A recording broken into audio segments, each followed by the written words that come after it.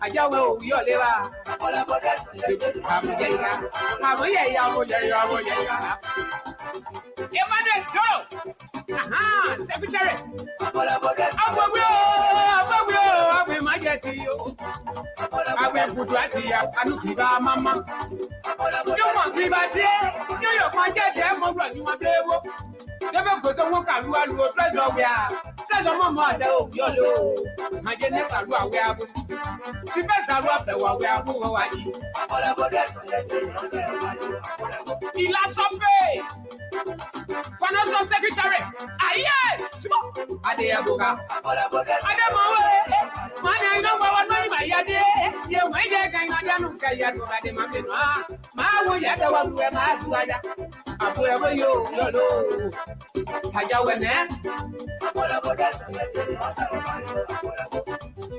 Reverend Daniel Wallow. Chaplain. Asomlo ayeke. Chaplain asomlo ayeke yo Daniel Wallow asomlo ayeke yo de yebeka. Ajawe. Jina Suru.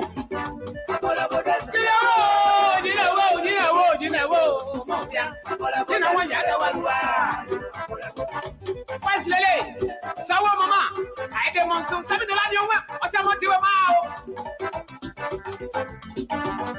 Jim Hubote, National President, Bank Association in America. Aye, Honorable George Pate, Labro Ambassador to the U.S. Aseo, so,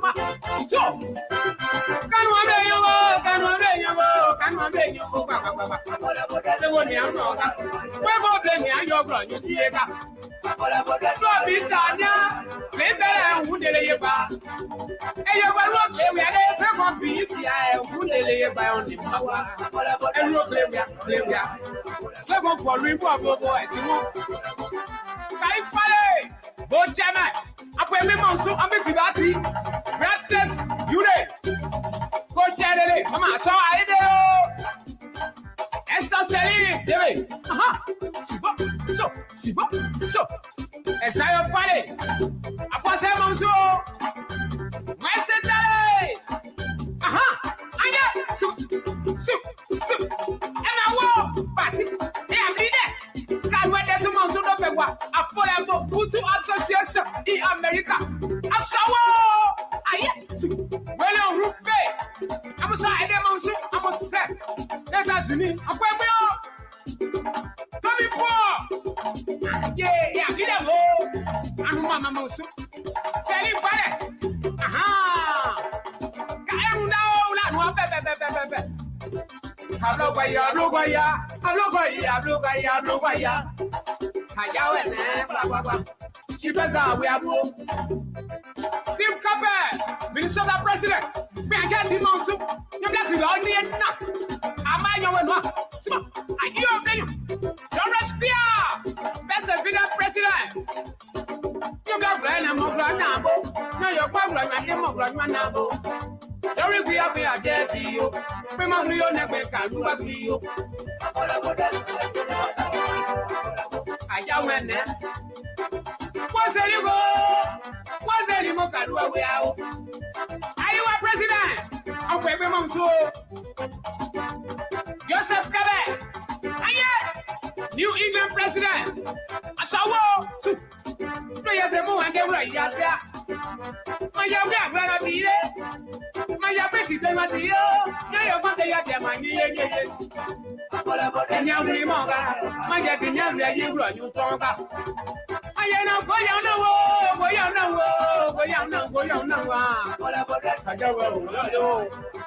Eric Bay, Rhode Island president. Asawo,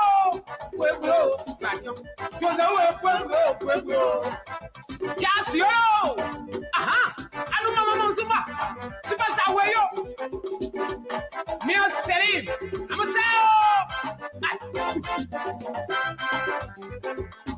arrested here. Aye. Ever investment, national care. After quite months, there is a Selim. I'm on you aware. I'm a superstar.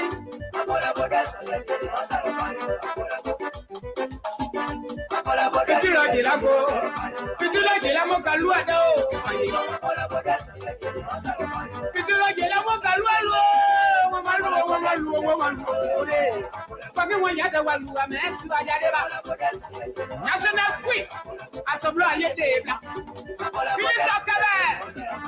I'm a song, so Susanna Williams, Apollo, Elliot, are you a queen? Can I get a railway? I give my way, I have everywhere. I give my way, I have everywhere.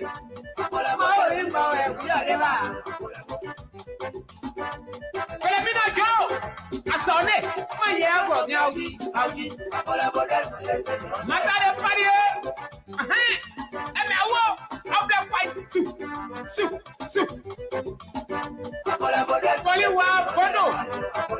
I said when there. It's your fault. I'm by ma.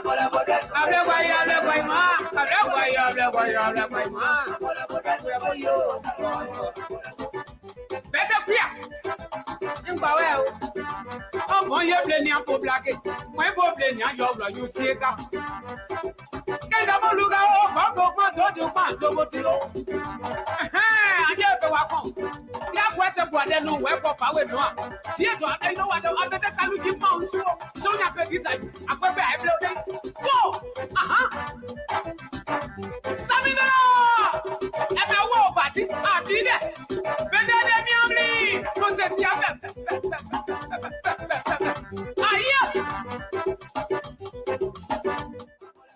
Good evening. We want to welcome our viewers and listeners across the globe. Thank you for joining us here this evening. I'm Alphonso Zean Soe, right here of the Liberia Public Radio and LPR-TV. We want to welcome our viewers and listeners across the globe. Thank you so much for joining us here this evening. As usual, today is Wednesday, and this is All Things Considered. But remember, we are here to serve the community as well. A bit too tough farmer from the Empire State, Benin. Diallo, Mr. Blair is in the house. Ture is here, and of course, Joe Conto is right here. Mayasa Siata, John Davis, and at Umant, way out there this early morning hour, Mr. Hennant. No way I can jump over your name, man. Good evening, Jacob, Letton, all of you. I am Alphonso Zean Soe of the Liberia Public Radio and LPR-TV. We want to welcome our viewers and listeners across the globe. We always make it proportional here, not just only Aaron Poblet, the legend himself. Good evening. You know, I was boiling when the liberal was ignoring your call because he's simply a barrow man. This is what they do. And then they say, Alfonso is so extreme or he's a conservative. He's a liberal, but he doesn't behave like a liberal. He was on purpose delaying and not even want to take your call and try to sanction your view. This is ridiculous. Welcome, Aaron. As long as I'm here, you are fully and well protected. Well, that is unfolding. I'm Alphonso Zean Soe. We're here to also serve the community. There's a big event this weekend in Des Moines, Iowa. And this program is brought to you, courtesy of the Puerto Board Association, Prosperity Rule, And the rest we are hearing the big contest, a change of leadership. The beautiful ladies are contesting, and who will walk away with the prestigious queen as well. These and many more. LPR will be on the scene to capture those images. In the meanwhile, this is all things considered, and we must also talk about our community things that happen. So welcome to the show.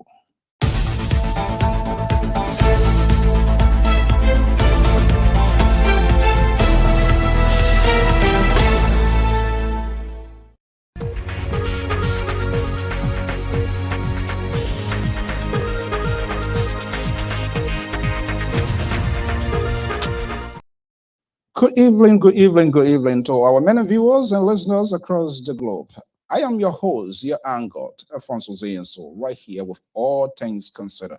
This billboard, it costs some money to put this behind here. Nothing free. Since I came in this country, not even $5. I was standing somewhere trying to get something coming here, and this guy collar drops. And I saw the guy running to grab that collar because it was rolling. Apparently, it was trying to go in the drainage. And I saw this guy running behind the quarter, thinking it was a groundhog or squirrel running. So nothing is free in this country. People got to learn to pay for people's skills, their talent, and their time in order to attach value to it. What we accept goodwill contributions, donations. And so this program today, this evening, the Poo twins, they are from Grange there. If you ever heard from the poor, you ever heard Puto Mountain, very a little bit rich area there as well. Well, the president is relinquishing his power, I believe, after 4 years. And there is an arrangement within their own sections, according to information that we are hearing, to avoid, because this politics, it divides people. Even though it's a normal to retain, this is what we should go through. People they shouldn't just give them. But if there's an arrangement and that is working, that is okay. And I think we must give in a kudos because people are in the tendency in the dying minute to change the rules just to suit their political taste.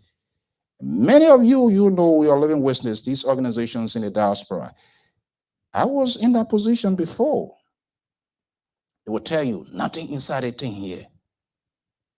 But trust me, time to get in, or you got to pull cable wire on your phone. Okay, nothing inside. When the post say go, then you should go. But you say nothing inside, you want to hold it. Why? Because people like to be edified. Mr. President, they sit at a high table, they go for conventions, good recognition. You sit down, people serve you. But you have to do the work.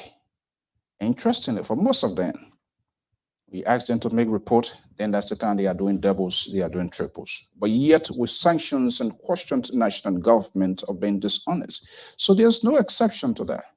And Liberia Public Radio always try to make it proportionate. Why? Because these people, they build their credential.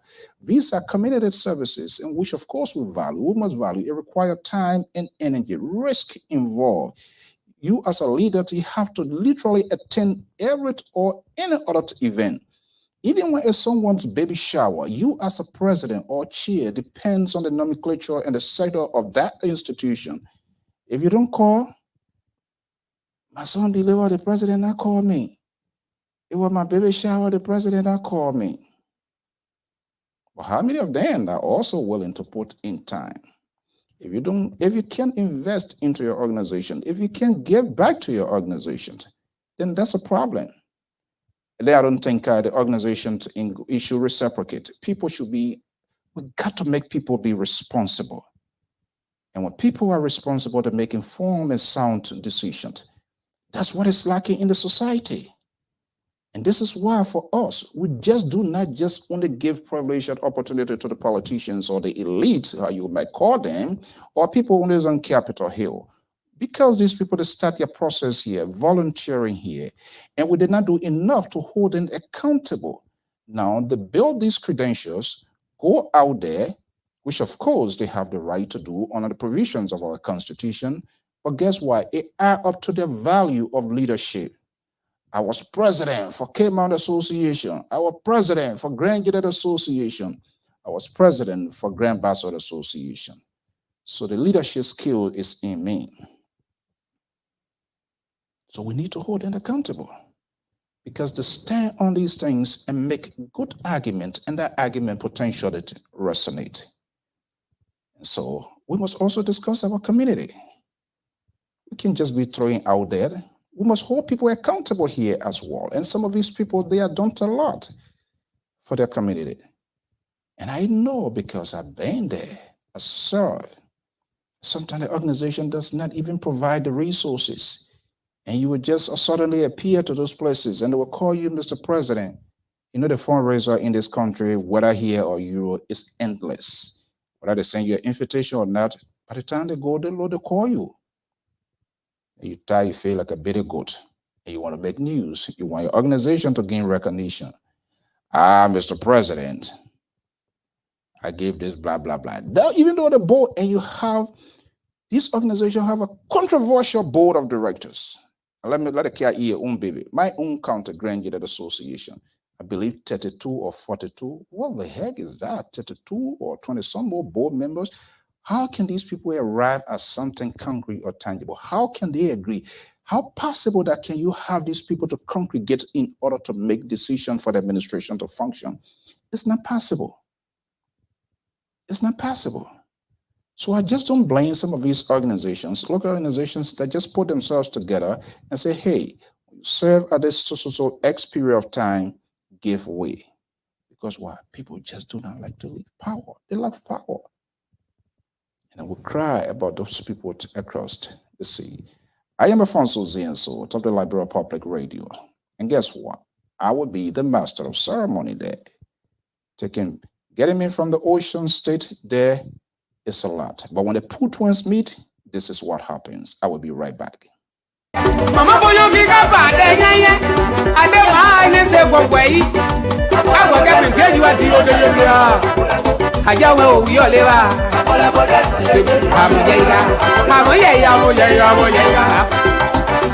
Emmanuel Doro aha secretary awe majeti yo awe budu ati ya anu kiba mama yo mo kiba die yo majeti e mo gbo ni won blewo debe go so won kalu alu treasure we a treasure mama ada o wi ole haje ni kalu awe abu ti be zalu abewa we. That's it right there. That's the two twins. When they meet, that's what exactly happened.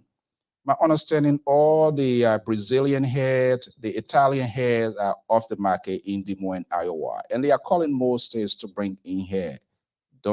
And not to mention the eyelashes all off the hill. I am Alphonso Zean Soe. Welcome, Deet, inside Liberia. Let's get a program going, and I will be right back.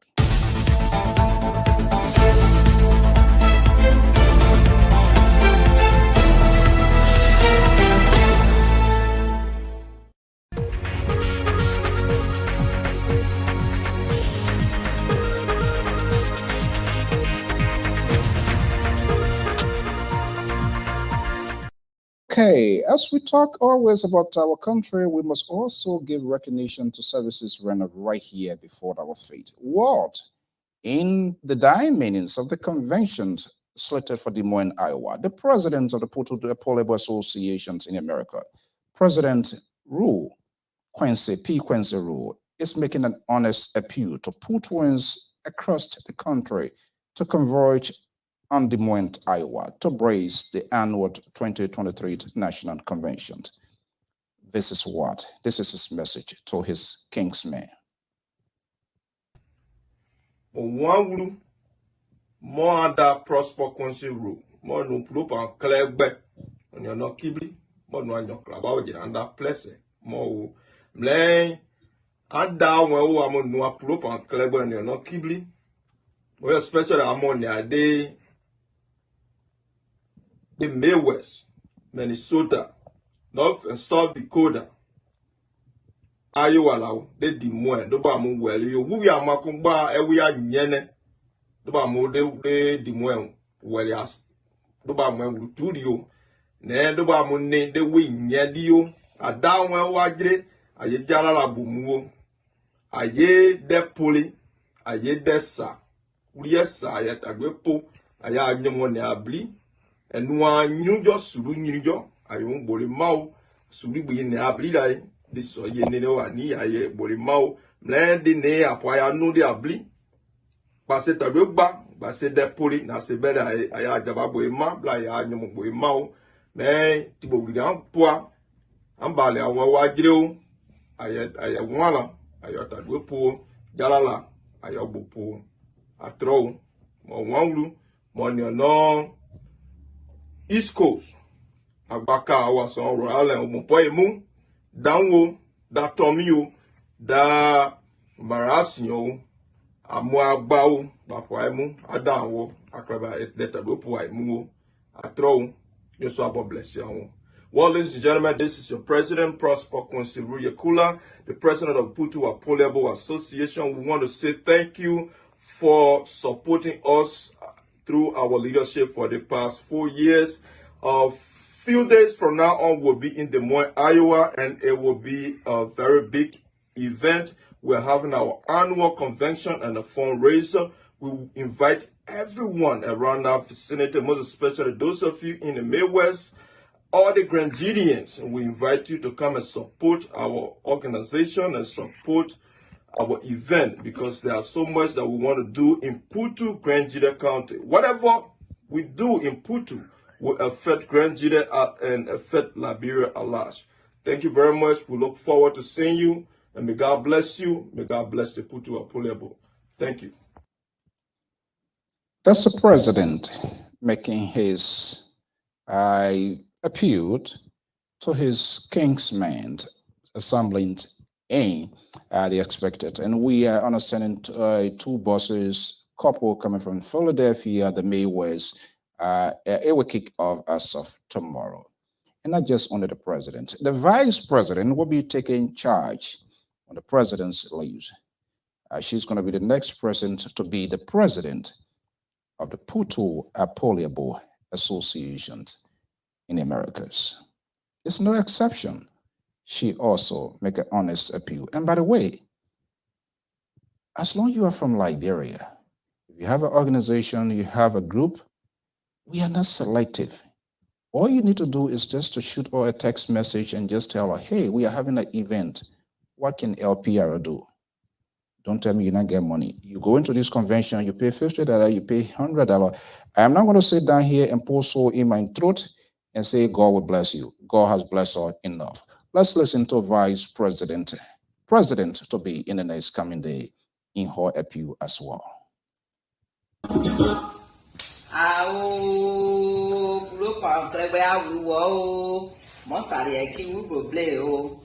By way of introduction, my name is Tina Bermani. I'm the National Vice President of Putu Apoliable.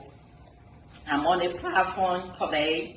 I'm on my personal platform today to send message out there to all our friends, family, and well-wishers to come and celebrate with us the coming April 13, 14, and 15 weekends in Des Moines, Iowa. To the Eula community, to the Liberian community, Grand Judah community, Boston District, Chien District, Bow Atia, Mosipi Harry, United Sister Board, National Sister Board, Togway Sister Board, all the organization, Coffee FC, you name it, come and celebrate with us. If we in leadership, we need to reciprocate our love. We depend on you. Putu Apoliable cannot do it all by themselves. You'll come and celebrate with us this coming Saturday. Don't be told. We want you to come celebrate with us. To all my mothers in Iowa, Jesse Rauer, Ophia Soyen, Sharon Freeman, and Mia Bear, Victoria Bala, you name it. Want to see you all there. Not forgetting my powerful cheerleader, Philomena Beekland, the woman who know how to make it happen. Come, let's celebrate. Putu Apoliable depending on you for everything. They hope on you for everything.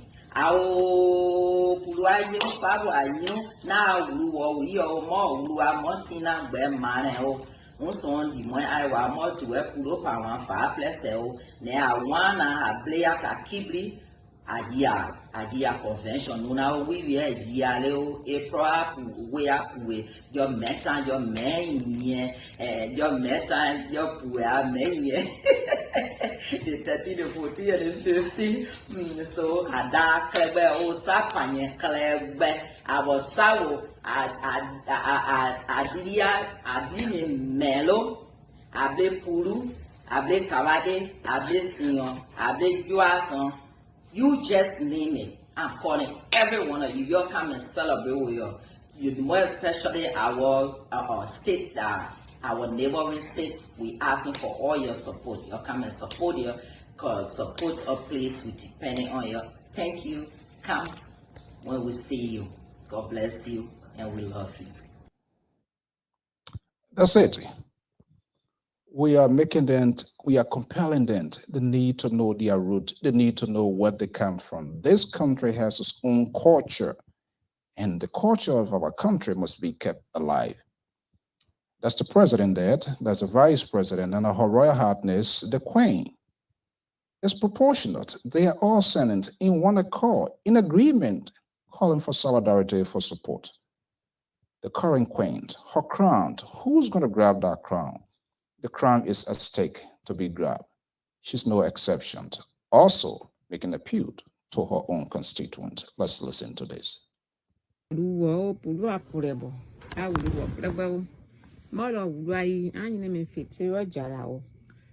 mo no puru apurebo a national queen tibe uliranjare wuyo yi angere ide puru pa klebe ono kiromble de ambo motu la kwabo ne tibe ulira wuyo yi ampo yi agbake chola we apuwe yota able convention de Iowa mo abobore ajire ai program na ble ai tadwe gba puru apurebo e tadwe gba ne mon program na able coin contest dedi able nyon time amwa coin contable on bari ale ya o support en nyon no ma winning ayo gbara oni ai pull up nyini jai ba ne awo nyo club la club an bari awon onu anderi club ajire ai convention na bre anje no pulo nyino anje no sapo anje no be dawo nyu true agri ai program na tadwe po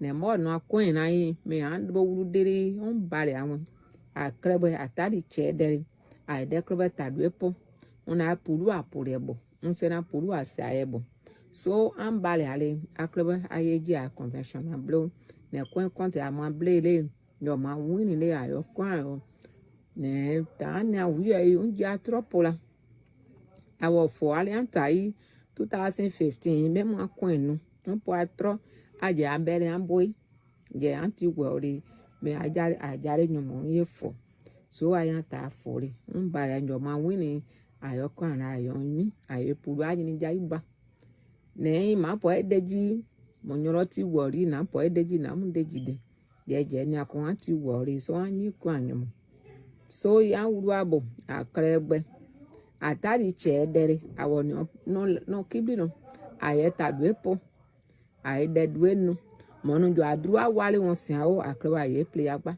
monu jo abo won sin awo akrewa aye play agba atari chedere joro gbe o so sere mu o joro gbagbra o so sere mu ani enu so ngbare ade ayiwa akrewa aye ji aye so tadwepo awo pulu anyu aye pulu bluapo me anu firo la wuyo mpo anyu so atroyi awo mo ambori besun ti na do wan sa troyi ampo awo anyi dejia mo nyoro otun kuku me dejia la anyi sun na jaba ke ne mo le so awo nyu klawe klebe lilo we klebe oni apuru apure bodi mpo anyu so atroyi aya ja ti ndu ayen ti ten na anyi mpo anyu so atro je ambare alio Jona we apuwe jota able convention de feli de Iowa ma ya ejo aisun tadwe po me anu firo la o atroje o.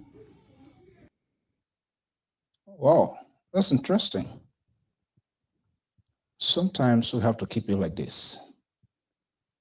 We have to make leaders to grow. We have to encourage them. We must disagree with them.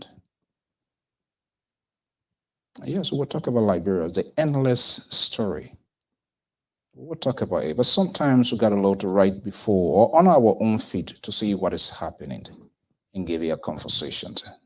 That's how we make it proportionate right here on this network. You listen to the president, you listen to the vice president and president-to-be, you listen to the current queen. Now you're going to listen to the contestants. You think you're doing anything for nothing?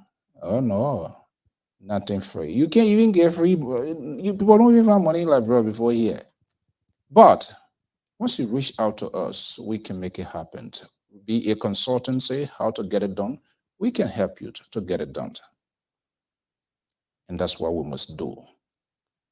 And we usually give this organizations, there's not any kind of organization.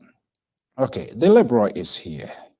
I've been having a little good nice time here. He not come this evening, but let's see what's going to happen.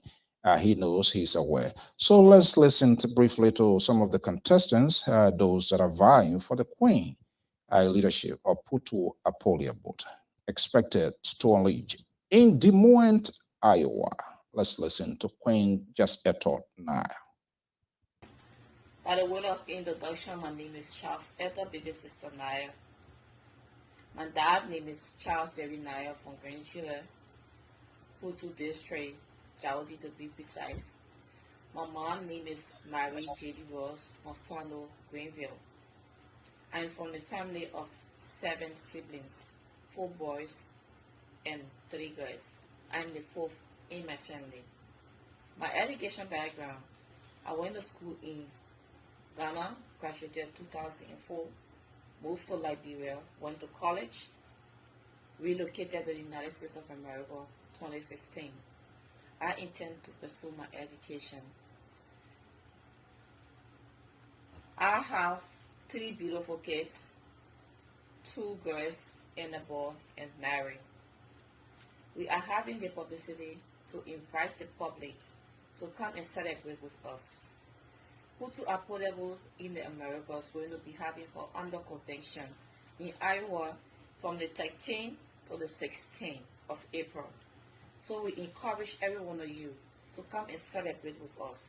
There will be lots going on in Iowa the 13th to the 16th weekend. We encourage you to come and celebrate with us. Let's have fun. There will be beautiful artists who's going to be coming to celebrate with us.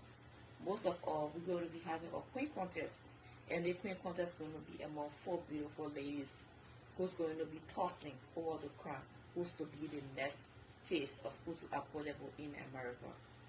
I'm one of those contestants from Minnesota who intend to bring the crown to Minnesota. So come, let's have fun. Come and join us.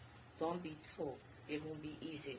Lots going to be going on in Iowa next weekend.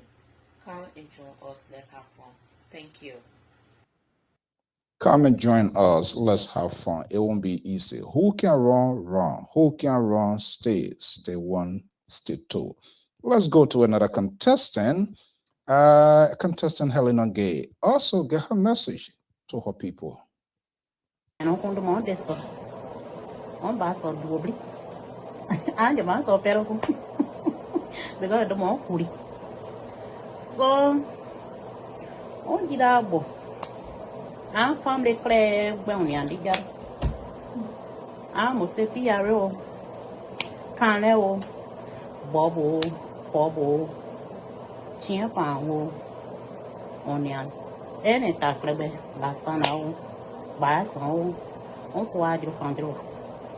Apuru convention andi weekend egria that Iowa Des Moines. And the only one that I quadro fine more Helena Cole, more introducing Jabba, former national sister born queen, more. And the only boy, one family on your day on one chair on your day. I'm more national queen. I'm for your contest, they put up for your boy national queen. So, me on that boy. Backy. Maybe we know video that late. But as a lady, then I'm always say as a lady. On Bariari, Ajinku, Ayenfo, Ayen supported, only I supported the coin content that I back it. Vamos say PR group. On the big coin on Briaka. Iron lady. On Diabo, only I supported. Seeking support. All of them in one accord. And let's go to the firebrand before I bring in the Liberal, the last contestant. Actually, there will be three. The incumbent is relinquishing, it's not contesting, so there will be three beautiful ladies from the Putu Apollo, from the Putu Mountain base here in the diaspora. Let's go to the firebrand, Conduct Salif. To invite you to the Putu Apollo National Convention, which is going to be taking place in Iowa, Des Moines from April 13th to the 16th. Also, every Putuim, I'm asking for you guys support as I contest in the Queen contest to be the national queen for Putu Apollo. Yes, fabulous! And I'm here to invite the general public to the Putu Apollo Convention this year. Everyone, please come and celebrate with us and make our convention a successful one. And I believe your club where Pulo Pan Club where Mawura unsa Pulu a pedocon grandpa no Peter Sally as blay as William and that club where I am supporting a Pulo club where I did all I am go polio. Bye.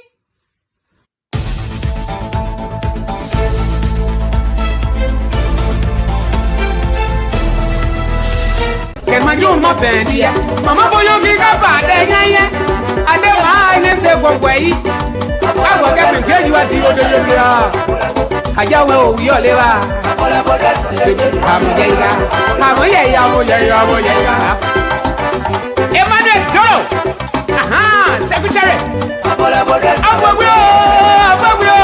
majeti yo awe budu ati ya anu kiba mama.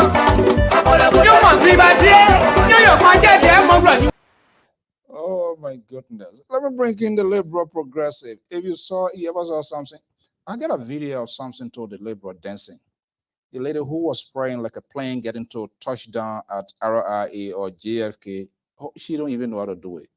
If you see the Liberal dancing, trust me, this guy is skillful. He's just not an engineer, railway or whatever. Well, he's a dancing engineer. Let me bring in the Liberal Progressive standing by in Saxton, Sacramento this evening. The Liberal, good evening. Saying this, sometimes we just got to leave this Liberia, Wobo Waba, where you need Senator Balu, they want to nominate VP and all sort of crap. Yes, sometimes we need to come home and see how it looks like. Folks, just bear with us. We're going to shift the gear here. Good evening. Good evening, Mr. So I think it's a wonderful thing that you're doing. LPR has done to showcase these. Mr. So, will you please? I am not going to force with you right now because this is what my message here is very important. I said you're doing a wonderful job. The LPR family is doing a wonderful job to showcase these family oriented organizations, because the intent here is not to enrich themselves.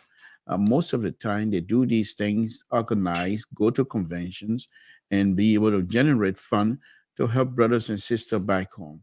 And I thought in our spirit, I think this is, from that perspective, this is going to be a very successful convention, I believe. Because mind you, now the Putu family, we know them. They are very, very organized and they're very serious, just like any other family organization here in the United States.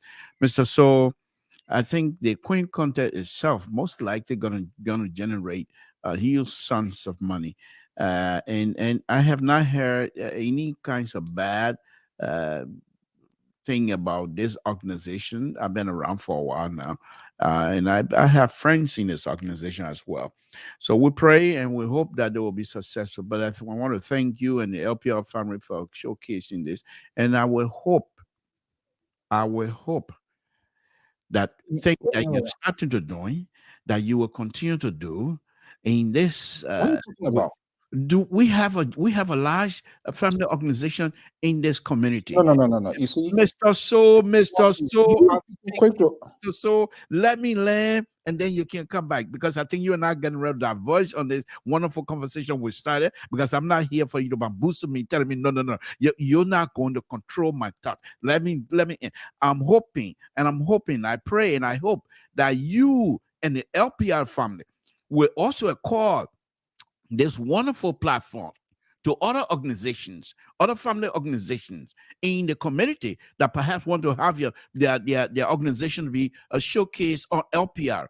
I hope that will continue, because if not, the liberal will call you and the LPR family out quite easily. What do you mean by your hope? Have we denied anybody here? You're trying to make yourself to be like the good guy, and I don't know who you blending me with the manager, because you guys somehow friendly in a few days. But trust me, before the week comes to an end, you'll run back to me, and I will bounce you back to him. Look, but on a serious note, why would you want to bring our family issue out on LPR? The man myself friendly a few days. We made plan the last time, we settled it, we friend again, and now you're praying for us to make plan. You not see that kind of thing before? So what happened the last time you made plan? We made plan because of boating business. You know, we the small children, you the older guy, you don't. We have a joke. Can you please? Let's have, okay, you know what? You get bad. Let's talk about the show. Let's forget about us.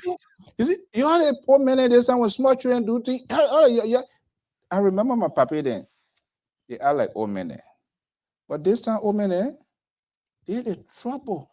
Old men in Liberia, old men in America, forget it. They all were in GQ. Okay, the Liberal Progressive, good evening and welcome. Thank you, Mr. Soe. Yeah, you know, sometimes we have to do the, as a matter of fact, you just got it correct.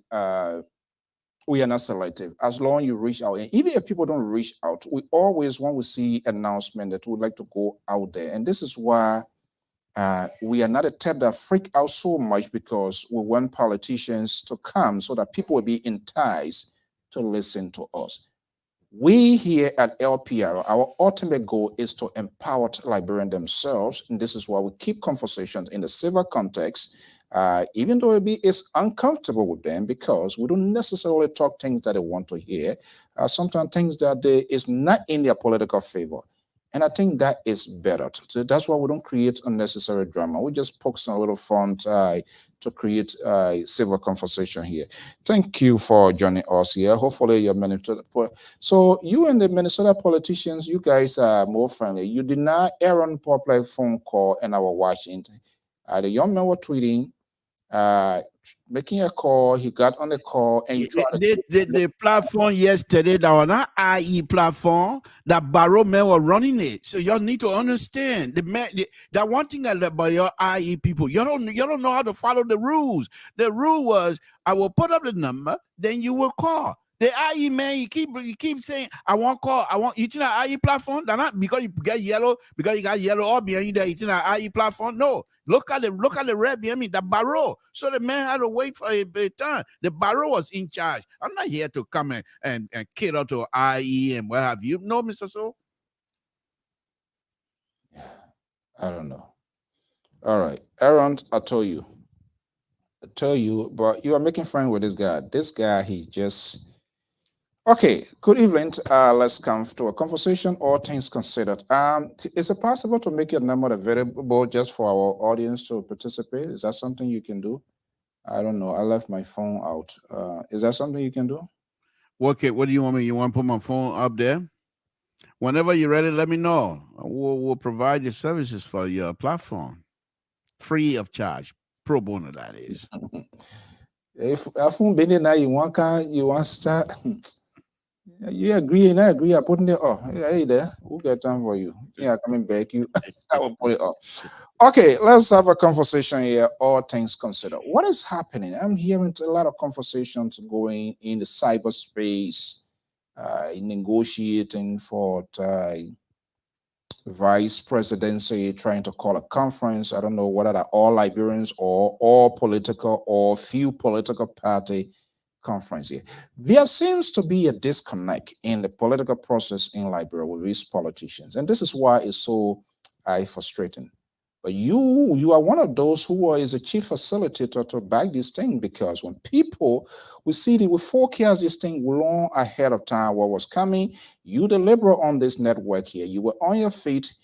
You were the firebrand to defend these people. Oh, we know what we're doing. We can face it. They're not your business. You live in our party. Here we are up to this point in time. Liberians are being very disadvantaged by certain group of political elements who are not willing to make a risky political decision to get a pick. They are living all in a guess game. They are doing this on purpose so that we can discuss their policy. And this is the more hurt in this whole thing here. By this time, we need to have the Cummings, the Tier 1 Gonglo, the president, the boycott policies, what they represent and what they're going to be doing. Oh my goodness. Here we go again tonight.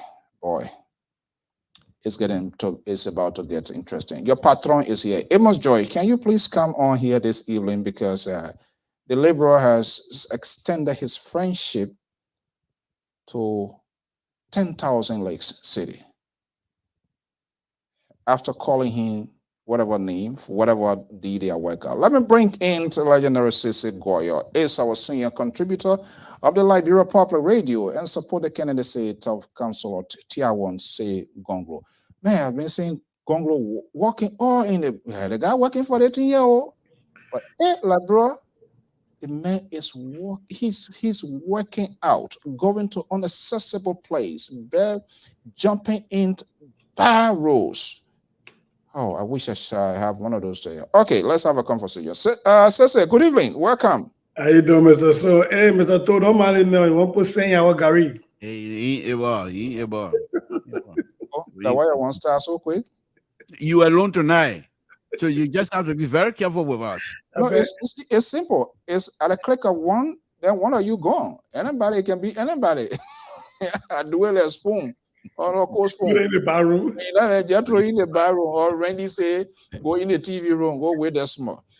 Okay, guys, good evening. This is All Things Considered. So let's check in your political profile or photo this evening, what you consider. But I am really getting upset because we are not having a conversation simply because some of the tickets are incomplete. So the policy to make it, so there's a lot of distractions is kicking in here. It's just unfair. Let's start with the Liberal. The Liberal, what is in your photo this evening? Yeah, Mr. So it's very difficult right now. Yes. And I know it's difficult. Yeah, it's difficult right now to talk about what is happening. Man can't talk all. Man can't talk all. Man can't talk. This is truly the time where you're supposed to seriously say man can't talk all. Because these people, they really, they're putting us somewhere that our morals and our, they're just bringing us down politically. And then the president, I stated it last time, I have buying up for the error on false error. What do with that? Government. Excuse me. What the president got to do with that? Mr. So, with your uncovered sedition credential, please let me make one point, if you don't mind. Yeah. So let me make one point. Yeah. So let me make my point. The point here about the president, these people continue to make this president be presidential. Look presidential. Look at the man appointing people today. Presidential. And these people, when was the last time you heard these people come and give us something concrete that we can come here and cry about? Nothing. And here's another interesting thing here. Give it to him. Councilor Gonglo, even if he doesn't win, he has put himself in the minds of many young Liberians, specifically back home. This traveling he has done, getting stuck in the mud, and most of the places that he gets stuck, there are villages, there are people in those towns that are coming to his aid And these people will remember him. They will also remember that this man didn't sit in his comfort home in Monrovia, but that he's traveling on the same difficult roads that they travel on every day. And many of them, when they go into these places, they say, "Oh God, oh that consular Gonglo car, why is he running campaign here?" They have conversation with him, and most of them spill their guts out, most likely about the road condition. So he has put himself in a position where these people have to take him seriously now. My only, and just from my own perspective, the only regret that I have is that perhaps he should have done this thing 4 or 5 years ago. 4 or 5, then the other people who name will not, I'm not going to call here tonight. They won't Why have are you going to call people names? I don't want to call This that is not society, boy. Yeah, This but is a problem, and this is political leader. Okay, I'll do 30 your seconds favor. over. I will say political leaders. These political leaders who name I will not call tonight because they don't worth mind calling their name right now because they have not done anything to actually put me to that level of calling their name. Okay, if he had come in 2 years ago, I think some of these political leaders would have been out by this time. However, the opposition, they have to be very careful because he's going to take over. He's going to pass some of them and actually challenge President Weah. And his challenging President Weah is going to be interesting because President Weah is not expecting him to be the main challenger. So if Councillor Gonglo becomes a main challenger at President Weah will be surprised and they will be cut flat-footed because they won't know how to respond to him. They already have all their strategies, all the people, the surrogate, they know how to respond to the political leaders who Nima will not call right now. All two of them, they know how to respond to them. What kind of negative response they need to, Mr. So the liberal is on. What kind of negative need they want to give, they know all that, but they don't know because they don't think Councillor Gonglo is coming. Mr. So, I hope these people change. Hey, good evening. Welcome to all our viewers, listeners inside Liberia on planet Earth. Sisita, good evening. Welcome. And just before you get that, liberal is, I don't know, it's time for us to question. I don't know whether you want to really do that, to question his ideas of is he a real liberal? What sort of liberal is he the Ukraine type or the Russian type of liberal? I'm getting to get to that point here. But let's have a conversation here. By this time, we should start looking at the policies of all of these people. And I kept saying that here, you say time stay there, American 3 months, 1 month, 2 months, they can elect. See where we are. See the conversation that is taking place, that is happening, the distraction that I engulf as if we are not having a presidential, we are not having a legislative election. We are not even having the opportunity to know some of these candidates. And simply, you people, candidate or presidential experience, they do not have, or if they have, they shield them. They want to go to their platform, and I have to bring back this, and you guys can disabuse me if you want to. These people, they created their own platform. So now, because we're not causing Marcos, and which of course we know we're not going to do, and I think you articulated that, I believe was yesterday, we need to get to the substance, these burning issues, things that are affecting Liberia. Here we are. How can we discuss the policies of these people when their team and some of their teams are incomplete? I've been saying your guy, he is working out, going in towns and villages. It's a message getting through. Will Liberians see him? Or are we going to another beauty pageant? Or are we going into a popularity contest? What specifically are we looking for as a people, as a country, as a nation? If you listen to the opposition talking heads, they slamming to one another. I don't know what's going on between ANC and the Unity Party. I think we need to settle some sort of true and reconciliation. But let me bring you in here, Sissy. Look, what we should be focusing on now, what is in your folder this evening here? This thing continues to be kind of like very so before I tell you what's in my folder, let me push back on your premise. Oh. That somehow, because political parties have not announced the vice presidential candidates, that somehow that is creating the euphoria that we're not having an election, and that goes down to representative pieces. I think that is wrong, because I think in any democracy, emerging or vibrant, the vice presidential candidate choice mostly would not even add 25% to the reason why people vote for a ticket. And you can go back to elections before. This is way too young in the game to start pushing people for VP picks, even in Liberia. And I don't even want to talk about the US that we keep trying to emulate. And like we cherry pick which time we want to emulate the US and which time we don't.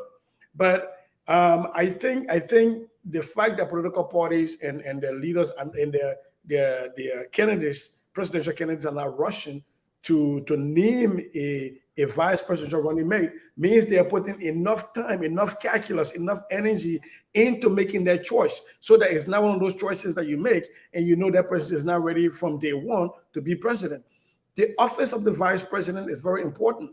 You are the president of the Liberian Senate. You have to be able to, almost like the whip, you have to be able to whip up votes for legislation that come from the executive that you want to go through. You have to be able to create relationship with people in the legislature, and while at the same time being ready for prime time, just in case anything happens to the president. So you have 1 foot in the first branch of government, 1 foot in the second branch of government. That is a very important position, and I don't think we should be rushing it. I think it is us on these platforms that create this fake emergency, that somehow the sky is falling and people have not picked their running mate. So for me, I really don't see any problem with that. I think if I'm going to vote for somebody, if I'm going to advocate for somebody, 80% is because of the person that's the top of the ticket, and 20% is going to be the choice of running mate. Because if your choice of running mate is bad, then you're telling me 20% of your decision is bad. And then I have to look at that. But people don't usually make decisions just primarily because of the vice president. If people voted for Ellen because of Joe Barker or vice president, and they thought you're going to be president, 12 years passed, he still was not president. Should we live with that syndrome, Sister Goya? Well, it's a team of whole. The vice presidency, the competencies of the vice presidency should be equipped to that of the presidency. Like you say, in the case the president is incapacitated. And I do agree with you. The president or the person on top of the ticket, the length of time he or she wants to take to do the vetting. But what is happening? I don't see anything that is quote happening unquote. I think people still got time. Look, if you look at the election time frame in Liberia historically, this is too early a time for anybody to announce their VP pick. And so I really don't see. I think you have a point, however, when you talk about the fact that these politicians and these political parties, a lot of them have not been available to articulate what they stand for, what their platforms are, and how they're going to get Liberia to what they envision. That is a critical point, because a lot of the times these people go to their own echo chambers, where they go to their own platforms or platforms that are friendly to them, and then they just go and hear themselves and hear people validate them, and that does not help the Liberian population to make decisions. But I think that's also by design. It is by political design that I want to talk to my people, because I know if I went somewhere else, my ideas are so thin that people can bore holes through them. So I think that's also a political calculation. Now, is it beneficial to Liberia? I say no. Is it a good thing for me as citizen Joe Blow? No. And that is why, sometimes when you and all of us group opposition political parties and put them in a basket of deplorable, I push back, because Tewan Gonglo, the guy that I support, is not behaving like this thing is his. He's not behaving like he's a Hillary Clinton. Right? He's not also behaving like he's the Messiah that is coming to town on Palm Sunday. We just had Easter. So you have two politicians in a race. One of them behave like, this is something that was bequeathed to them by their father, Tambatelo, when he was passing away, and said this will be yours. And the other person behaving like this is Palm Sunday, and he's going to be coming to town on a donkey, and everybody's going to sing Hosanna, Hosanna. Tiawan Gonglo does not see it that way. That is the reason he's been out there. He's everywhere out there every day and talking to the people that matter. The Liberian people, not us talking heads, not sitting in Monrovia and pretending as if Monrovia alone is Liberia. That's why, you know, there are a lot of videos out there of Tiawan walking the walk. And I think we have to start holding people accountable. But beyond that, what's on my plate today is the issue of the shame, the diplomatic shame that's been brought, and that the Liberian government is still trying to somehow, I don't know what is the logic behind that, try to work towards, is the shame that's been brought by the sentencing of the two Liberian diplomats in Korea for rape. Those two maritime people. And then the second thing is, you know, the closing argument. Every time they try to close it, something keep opening. Apparently, somebody got a transcript online. I've been doing the math all day today. The math hasn't been mathing. So me, those are the two things on my plate today. Okay. Your liberal has become the person who shield politicians on this network. We can't call name. You calling your guy. You are brave. You got the courage because something concrete is happening. It's not abstract. Your guy is visible. He's everywhere, every corner, rolling his pens, getting to voters. He's unable to do that because he doesn't want to admit that he's eating crow. He doesn't want to admit because we have had this conversation before, and all he did here was, it's none of my business. I was not part of their party, and I shouldn't talk inside. But here we are. Let me start with you. He's thinking maybe communicating with his people. Sese, do you think your guy, you know, it's kind of difficult. I just don't, I'm not a good guy. I'm not a guy who can predict, and I don't see prediction to be anything. Well, Liberians, with the time and effort being put in, we had Councillor Gonglo on this network and his extensive outreach in this election here. Are they listening to him? Were he been seen as second person, or this big whatever name within the political space? Is that something that kind of like think they're going to put dent on his race or what? What he needs to do. And actually what he needs to do is what he's doing. But I will give it to you that the oxygen in the political space has been sucked a lot by the Unity Party, former Vice President Joseph Boakai, the name recognition, the fact that for 12 years, people heard his name over and over, assigned and attached to power in the executive, and the second person in command, first in line of succession to the presidency. I think that gives him, you know, a kind of a cushion. And Alexander Benedict Cummings, having run in the last elections, albeit, however, even if he came 30th place, he still ran in the last election. His name was on the ballot, and people, I kind of like, you know their name, associated that with politics, and let's not forget the cash violence that comes with the ANC. And I'm saying that not in a negative way, but they do have a juggernaut and the ability to raise money, cash. And so, yes, so given those two, we are struggling between somebody who has a name recognition, who has a law, who people have a law for because they've heard his name over and over as attached to Ellen government, and then we got somebody who can raise money on a dime, you know, real quick, and has the financial juggernaut. In politics, you need both of those. You need money and you need people to know you. But what is working for us between these two, being sandwiched between these two things, is the fact that Tiawan Gonglo is not absolutely brand new, right? There are people who've heard of the poor man's lawyer.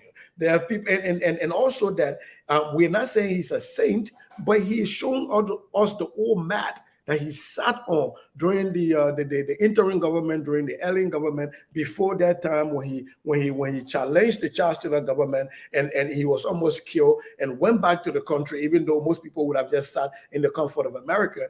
There's that story of Tiawan that we're telling to the Liberian people. And yes, I think when the Liberal talked about that had Tiawan come 2 years ago, yeah, For us, that is not a negative. That is a positive to show that Tiawan hasn't been somebody sitting in his basement all this time dreaming that the only job he can do for the Liberian people is to become president.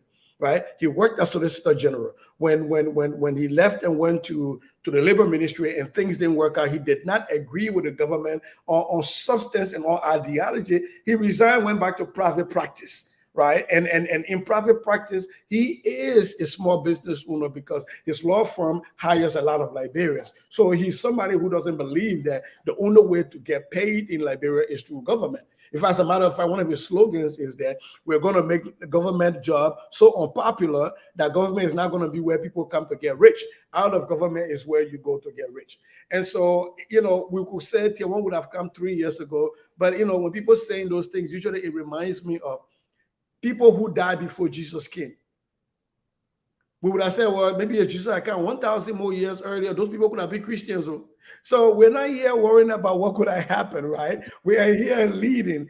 Jesus came. That was the end of the story. Here so quickly, before I jump to Libra here, is he in this to win? It might sound ridiculous and absurd, but is he in this to win, or what is his target goal?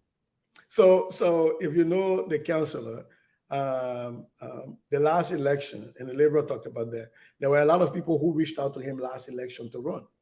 He said no, he wasn't ready. Even this election, it took a lot of cajoling to say, dude, man, you are one of the best, you got to run. And so if he was running like other people who ran to be vice president and they ended up a deputy minister, this will be done. I'm talking about a guy that my own uncle picked to be his vice presidential running mate. How do you go from being a VP candidate to a deputy minister, right? And so people who run to be presidential candidate but become assistant ministers, that's not tier one. And I don't even think if tier one didn't run, I don't think he can be a deputy minister. I don't think he can be an assistant minister, right? Any good government that comes to power will be blessed to tap into the knowledge and the skills of a tier one gonglo. So to answer your question, the long of the short is that absolutely he's in this to win it. That is the reason, even on a shoestring budget, we're making sure that he's not using a lot of money for overheads. We are renting spaces like Grand Julia, for example. The Liberian People's Party, because of Tier 1 Gonglo, have the best office space in Grand Julia of all of the political parties, including the Coalition for Democratic Change. It's because we are investing the money in the people. We are letting the people know that this is how a Tier 1 government is going to run. It's not going to be on him driving fancy cars and wearing fancy suits. It's going to be on us investing in you, in your localities. So we're empowering people in those localities. So the long of the short is, yes, Tier 1 is in this thing to win. And as a matter of fact, if Liberians just took the time to analytically look at this, man, without a bias of who they think they want or who they think they love, Tier 1 is the best man in the race to be president in Liberia.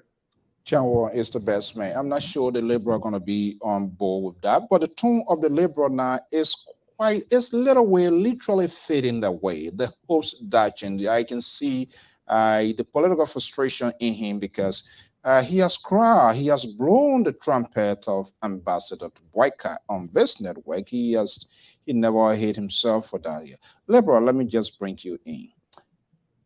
The clock is eating away. The conversations, and like Sisi said, these two political parties, the ANC, the Unity Party, are killing the substance of the conversation for whatever reason, because the media also loves theater, also loves drama. And it's quite interesting to see what is unfolding. We're hearing people want to mobilize, to petition. This thing's not going to hold. And since I say, so I don't know how, whatever glue or magnet they are trying to put together here. But are you rushing to the point to have a second thought? Is he still a stabilizer, like you have alluded on this network? Your guy. Let me first of all disagree with the northern politician, the Minnesota politician. But as I always said, the northern laborers are not people you depend on very frequently. So we know them, and whenever we extend our hand, we know exactly that what we're extending our hand to. But let me just briefly disagree with him. yeah, we're not waiting or for them to announce who they're running mate and what have you, but the time is getting closer, one thing. And I think they themselves put themselves in this position by announcing to the public that the public should be expecting this type of decision at a specific time. And the time has come. Look how much he did with these picking here, the other day. Look how much cuts the problem, the cost the public. And so, but and then again, of Call your course, own son, Papa. Don't be around the bush. Call your It's own not son. protective of its own. That's the thing about it. Now the challenge is on you. The camera is on you. The public are listening. This is where we see the biases of the media. Mr. It's all So he's yeah, I'm not even going to call him. I want to stay away from that tonight. But let me just say, and if you know who I'm talking about, that's fine with me as well. we don't know. Okay, then leave it as that. Then the point here, Mr. So, these people, the political leaders themselves, they told us that at certain time we will make the decision and the public will be aware of the decision. That time that they give us has passed. In the case of Armo Cummings, that time has gone, passed, and everything else. Now, the issue of these people, the political leaders themselves, as to what are their decision, the late decision of selecting running mate and what have you, what effect does it have? It does, for me, it does, because by selecting the running mate, we would then quickly determine that these people, if whoever did whatever decision that person made to select what, we will say, okay, well, this person have the ability to lead. Look at his pick. And the pick itself will not win the election, but it will give us people the idea or the knowledge to say, perhaps this is what I have in mind. This person's political ideologies is in line with mine. And I believe by choosing him, then the leadership is in this right direction that I want to go. That's what I'm saying, that these people, by then delaying these things, it affecting people's psyche, to be honest with you. As far as Including yourself? I'm not on trial. So you cannot question me as though I'm on trial. And then I'm not, because if I was on trial, I would plead the fifth. And saying I'm not on trial, I refuse to answer. Let me just say this. Honorable Councillor Gonglo, from day one, Mr. So even before he came in and made that announcement, my pick for him was as good as he is. I consider him like a Perry Mason of Liberia. Well, since I've been knowing myself, I have one other Perry Mason of Liberia, which was Chesing, Joseph Chesing. I call him Perry Mason of Liberia. And truly, the real Perry Mason of Liberia, as far as I'm concerned, will be Councillor Gonglo. And I thought, by him standing up to the Chief Justice of the Republic of Liberia and publicly criticizing the Chief Justice of the Republic of Liberia, he didn't do it in vacuum. He did it basically because of his knowledge of the law and the Constitution of the Republic of Liberia. And he felt with himself, based on the study of the law from him, that the Chief Justice rose sometimes things that he was happening were not in line with the Constitution. And I thought, if a man who has so much grasp of the Constitution of the Republic of Liberia, that person, and I brought it up to one of his strong and most, I would say, valuable surrogate. And of course, they gave me different answer.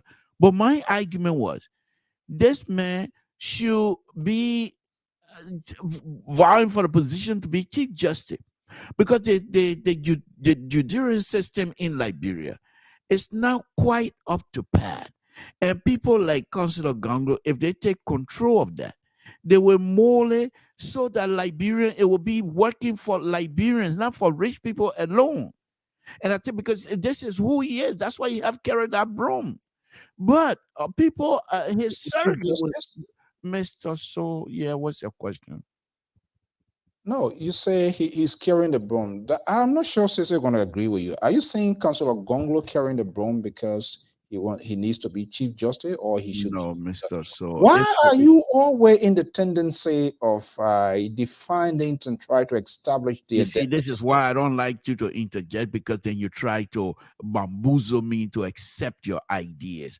And I will stand tough and stand high and then push back on you. Well, and one of the good things you do with you and your central right, who is not here tonight, and we will, my buddy and I will take you to the clinic fairly, I mean, intellectually, that is. We will take you out and make sure you understand our point. Here's what you guys, you and your central right would do. You try to knock me off my game, but don't let their face fool you. The brain is still tough. The brain is still there. It's functioning well. You can't knock me off my train of thought. No way. But let me say, where was I? No, on a very serious note, Mr. Soe, as I was saying, Councillor Gonglo, if he doesn't necessarily need to be the president of the Republic of Liberia to fix the ill of Liberia, he can help. But most of his surrogate, the friends, close friends of Councillor Gonglo, will argue with me, and not necessarily arguing in terms of exchanging bad words, but intellectual engagement. Let me put it this way: to say yes, he can do it when he's if he becomes the Chief Justice. But in Liberia, they will say, if you're not at the top of the game, in other words, if you're not president, you don't affect many changes in Liberia, because those who are at the top, they try to manipulate the system.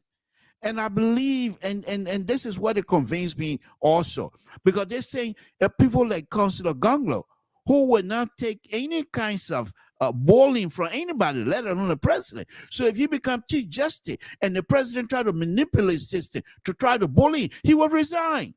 And now, once he resigned, Mr. Todd said, who's then going to straighten the judiciary system that you're talking about?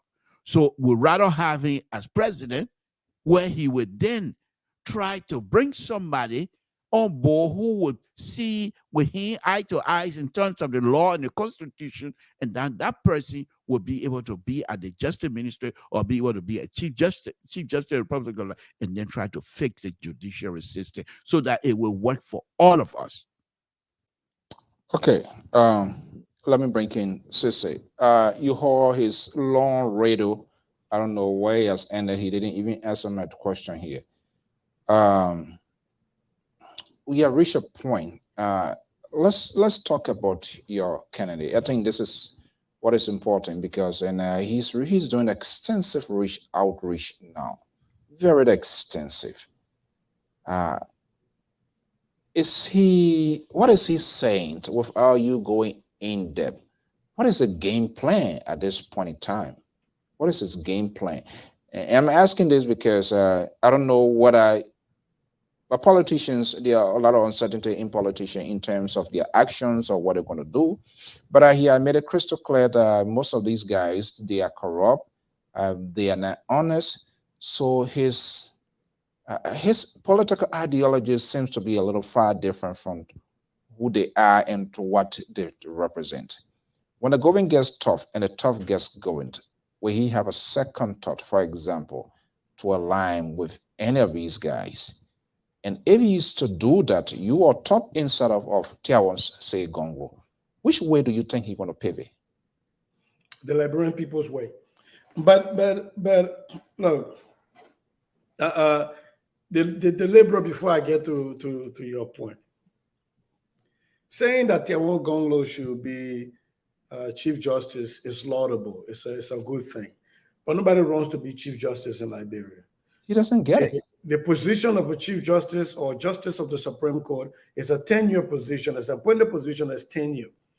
And so you can't just say somebody win and go move the Chief Justice and put Tier 1 Gonglo there. However good Tier 1 is, he's going to reject that, because that will be an abrogation of the Liberian Constitution. Also to say that Tier 1 Gonglo, because he's a very good lawyer and a very smart lawyer, should only think about the Supreme Court, is to almost have the same argument that because Joseph Boakai worked for LPMC, you should only try to be Minister of Agriculture.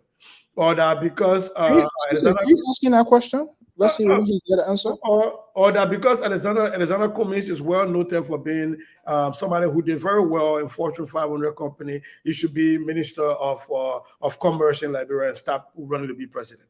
I don't think that is fair to Tiawan Gonglo.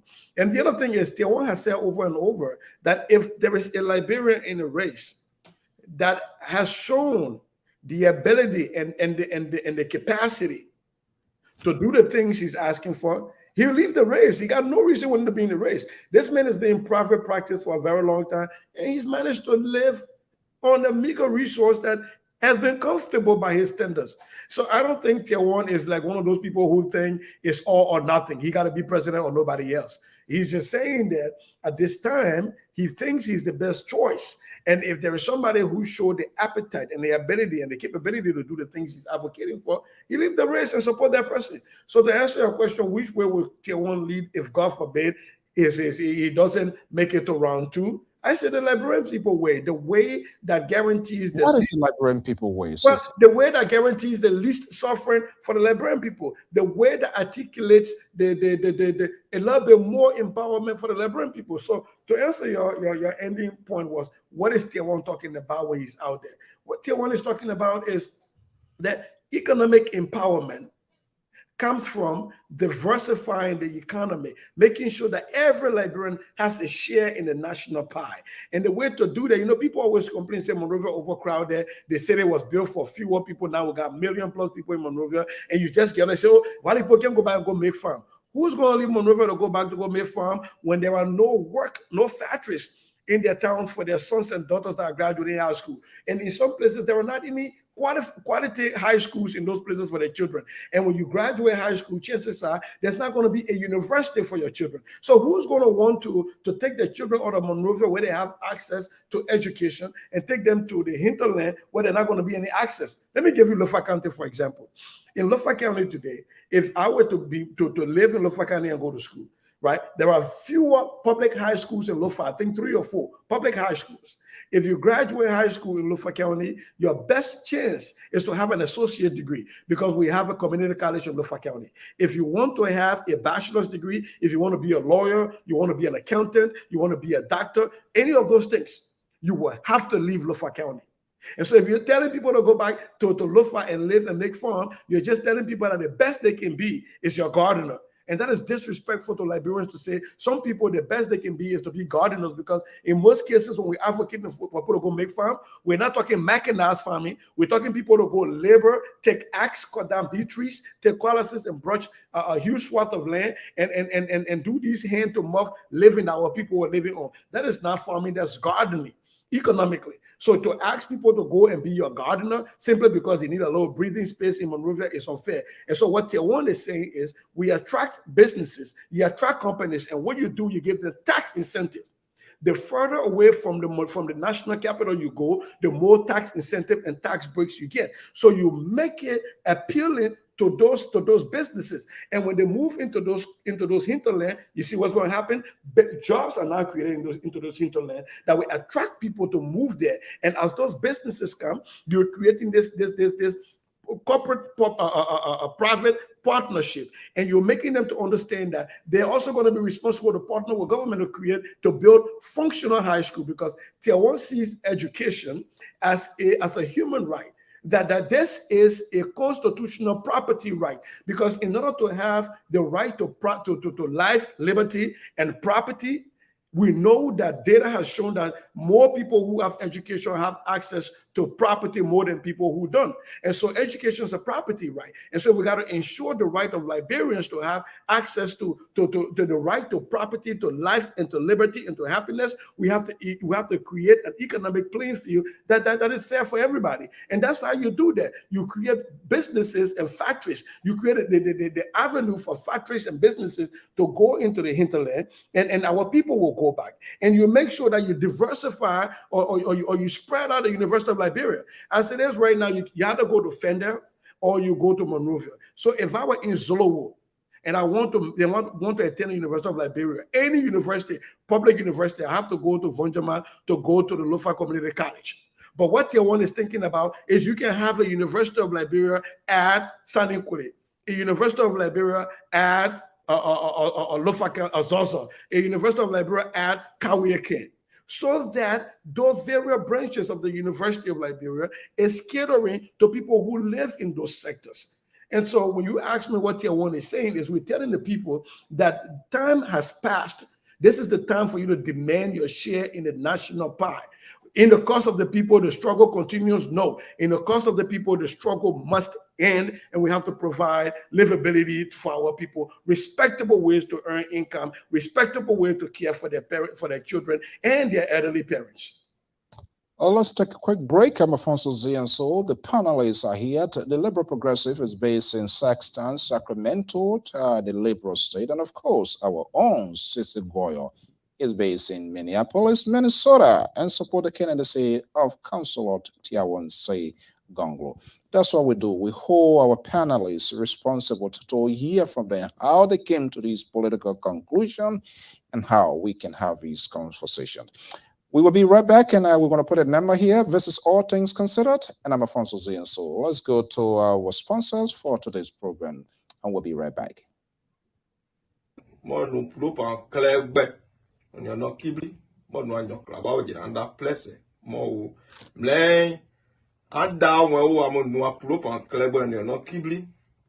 Especially among the Midwest, Minnesota, North and South Dakota, Iowa, they demand the Bamu well. You we are Macumba, and we are Yene. The Bamu de demand well as the Bamu studio.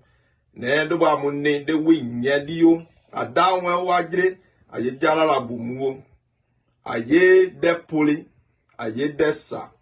Yes, I had a grepo, I had no one abli, and one knew just Suru jo. I won't body mau, Suri be in the abli, this so ye know, and ye, I body mau, land the ne, I know the abli.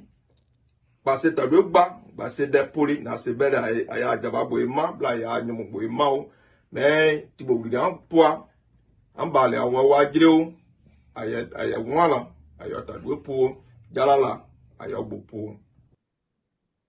Never goes a walk and one road, pleasure we are. Pleasure, Mamma, though, YOLO. I get never we are. She better love the one we are. Okay, that right there is going to be going down. Big ones in Des Moines, Iowa this weekend. That's to put to a portable. Okay, guys, let's back here. Liberal, as you know, we always allow our guys to participate. So I'm going to be putting your number out here. The Liberal, what's your number again, please? I used to have your number, but I think when Aaron probably call the Liberal, I'm because he's not going to report the Liberal. So, Sissy, you're trying to start trouble here. We're finished with that thing long time. Yeah, I don't know. The Liberal. What's your number? I thought it was. Oh, you put it up earlier, so it should be in the binder. 916. Hold on. Okay.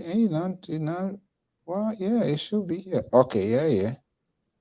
I'll tell you, delete it. Okay, folks, that's the number here. I'm not sure. Sister, you want to take calls or what? Because I don't trust the Liberal guy at all. I trust the Liberal. Since the man came back from Liberia, he's been straight. So you trust him? Except people who reported him. I think he blocked Aaron Public number for now until after the show. Yeah, you said it. Okay. All right, folks, to all our viewers and listeners, you can also participate. That's the number this evening. Let's hear from you. What you think, you as a Liberian. It doesn't matter where you are in the diaspora or whatever you are able to call, just call that number and speak your mind. Perhaps our conversation is not what in your mind. So this program today Wednesday is suited to just also search one of the things, Mr. Soe, that I admire of the counselor so far that I've seen. Why are you not even talking about your own president now? That everything now, counselor. Mr. Soe, can I be truthful? I'm not gonna lie. my group, they're not pushing us to. Group. Not everybody knows who you are. Where you Well, that's okay. If you But just come the in, Liberty then Party ain't get Kennedy in the race. Why they make it in hard time for? I got Kennedy in the rain, you know that one. But the point that I'm trying to make here is this: listen to that wonderful monologue speech, campaign speech by Cesar Goya this afternoon. One of the things that I admire with the counselor is that most of the people around him that I know are intelligent, and they are not arguing um, to say they're better than any other person. Their argument from time, what I do believe, it seemed to me, their arguments have always been, they put it out and say, this is our argument. What do you have in counter? What can you counter with? And let the Liberian people judge, and let the Liberian people decide who argument wins the day. If you go through Tiawan Gonglo and his people, nobody comes across as being vindictive. Nobody comes across as being condescending. Nobody comes across as being degrading. And they are not in it, it seemed to me, for the hate of another person. They are not telling their supporters, because of the hate of that person, vote for me because you hate that person. This is not the route they're taking. And I think that separate him, as far as I'm concerned, is from my own perspective, that separate him and his surrogate from many of us who tend from time to time tend to get emotional and then come out with some ridiculous statement. And I'm one of those. Come up with some ridiculous statement, and that's most likely will not hold a day. And so, Mr. So, as I'm speaking right now, I think Councillor Gonglo and his people are winning the day, and I want to be truthful. I want to be truthful. Whether he wins the election or not, they Oh, are winning the argument. Their arguments seem to be a little bit persuasive than some of us making argument for some of the people we admire. Because we speak to when we admire them, our admiration for these people, cause making us to speak on things that perhaps these people that we admire, they don't believe in those things either. Because we've seen the kinds of decisions they make. We've seen the kinds of statement they make. Their statement is public, and it doesn't jive with whatever some of us trying to preach out there. In other words, those of us that admire these people trying to speak, hoping that they will at least get some little ideas of what it is we're trying to say, and then try to say model their view so that it would be in line with many Liberians. But it's not happening. It's not happening, Mr. So. it's not happening. Okay, well, folks, go ahead, sister. I think to highlight the point that Liberal was making right now, there's a recently, I think it was about maybe a few weeks now. Councillor Gonglo was in Monrovia. It was in an area in Monrovia that is around where Moloba Molu lives. The chairman of the Coalition for Democratic Change, and he sent for Molu to come to this shop. I think it's a shop that is constructed out of one of these containers. And Moloba Molu came there. The councillor sat on the bench of Moloba Molu. They chit-chatted, bought food, ate, and he left. And Moloba Molu was saying, this man, I have a lot of respect for this man. When I was in prison here, this man fought for my rights to get me out. We might disagree right now because we're in different political parties, but I respect this man. I can never go against this man. That is what we want in Liberian politics. Right now, as it is, opposition political parties, it is only Tier 1 Gonglo that is able to break that divide. It is the Tier 1 Gonglo that can sit with a communist and have a decent conversation. A Tier 1 Gonglo can sit with a Boyka and have a decent conversation. A Tier 1 Gonglo can sit with a Dr. Awia and have a decent conversation because there's no animosity. We have not called anybody out of their names. We have not said anybody is less educated. All we are saying is here are the issues. Our people deserve better. How do we move forward? And I think Tier 1 Gonglo is the guy, for that. He's a unifier. The Seditians come to him, and everybody else come to him. Even when they disagree with Tier 1, you will not find the biggest thing they will say like to just joke around, or the broom men I can't give when they laugh to go. But you'll not find people being very vitriolic and very mean-spirited towards Tier 1, because that's not the kind of spirit or the kind of feelings he conjures other people, because he carries himself differently.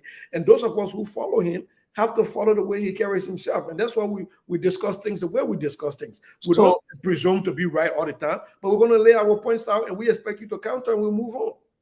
So it almost comes to the point of our man Joseph Hennen, Wally Hennen was talking about here, things that people should consider for these high-profile positions like the presidency: integrity, honesty. So are you telling me, Cece, or are you suggesting yes, the history or the path, his lifestyle speaks for itself?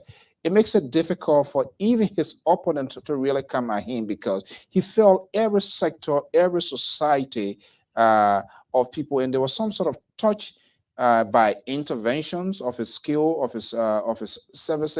So it makes it very difficult for them to really get on his throat. Is that what you're saying? Absolutely. And I think there's this, we had a program here in not Monrovia, in Minneapolis. And there was you can call it Monrovia too, just like Miami. And there was this guy that came to the program from Grand Jude. I've been knowing him for a while. He said, Loma, let me tell you a story that you don't want to say. When the war was going on, when we had this friction between Lima County and Grand Jude, this man came to Grand Jude, spent the night in Grand Jude. When Ellen jailed those Grand Judeans and accused them falsely of trying to overthrow. This was the one man from Niba County who did not see tribe, who did not see a client. He saw Liberians' rights being violated, and he stood up for them. And so it is very difficult for people knowing that story to go against him. And it's just like, hate him or love him, Dr. Weah. It is difficult for you to tell people that George Weah does not love Liberia, and they buy their story. It is very difficult, because people have seen that even if you say, George Weah ain't get no money to Lone Star, just by attaching your name to Lone Star when the war was going on, and Lone Star playing, and George Weah all there, Liberia, George Weah, it was something. Even if he didn't give $1, let's give that. Okay, the man get $1 if I took money from Lone Star, but his name and his likeness was used to project positivity. And so it's difficult to tell anybody like brother George Weah does not love Liberia. You can argue that President Weah policy has failed in certain places. You can argue that, but to go and argue that George Weah in Liberia, you'll be fighting what they're claiming our hill. It is the same thing about trying to argue about the integrity or the lack of integrity of Councilor Tier 1 Gonglo, because that would be a hill, that's a slope, that's a very steep hill to climb. So you have to discuss other things. Let's put these political parties on the radar here and do some sort of screaming here. And we're going to do it step by step here. And please, I need your full participation on this. There's nothing to have like a tartan here or like a baby here. When you're ready, you talk, you scream when you're on your own, because nobody's there. Now you're here tonight. You don't want to call name. You don't want to do this. That's just being disservice to our listeners and our viewer here. Our job in this industry is to provide the education, to provide the conversations in the civil context, to allow them to be able to make decisions of themselves. And it would be based on our conversation.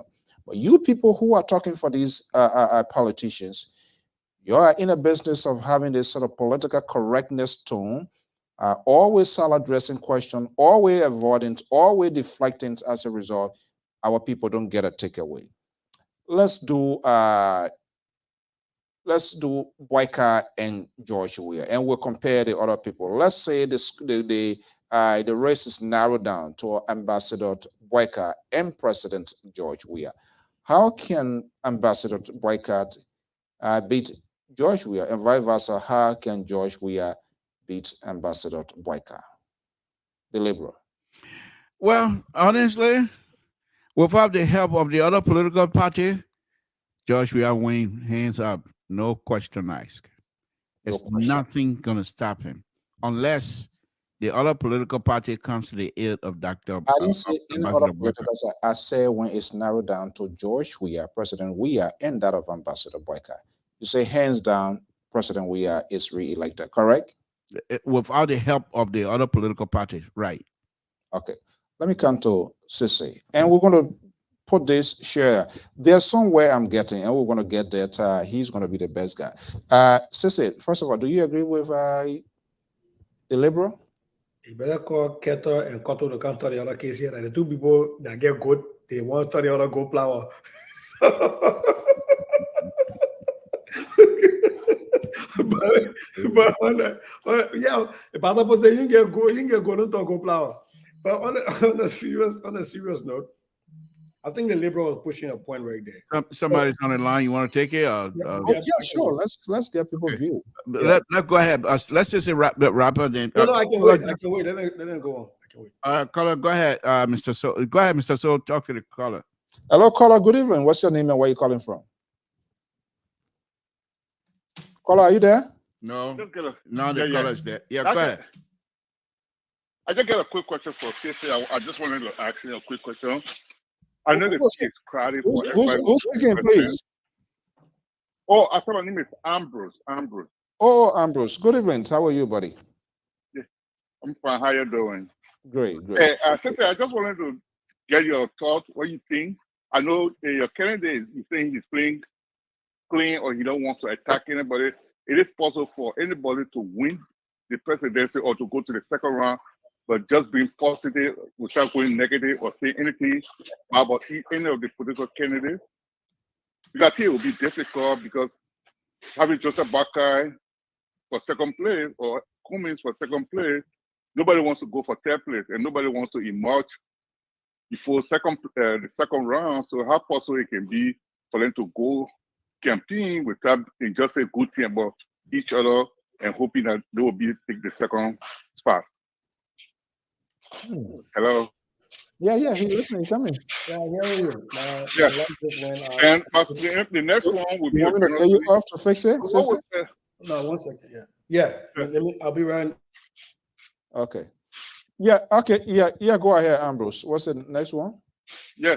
So my next question would be, I think with the Madame case, with the Charlotte Mususka case, what would be the best outcome if up to now the police have not come up with any finding and the police do happen to come up with a finding and say the Madame is in fault or have something to do with it? Because I think the rumors going around, they say this looks like a family issue because last week Friday when you listen to the Reddit feed, one of the gentlemen that was speaking on Friday was trying to advocate that this something looked like a in-house hunting and people should forget it, let it move forward and they should give them the body for them to bury.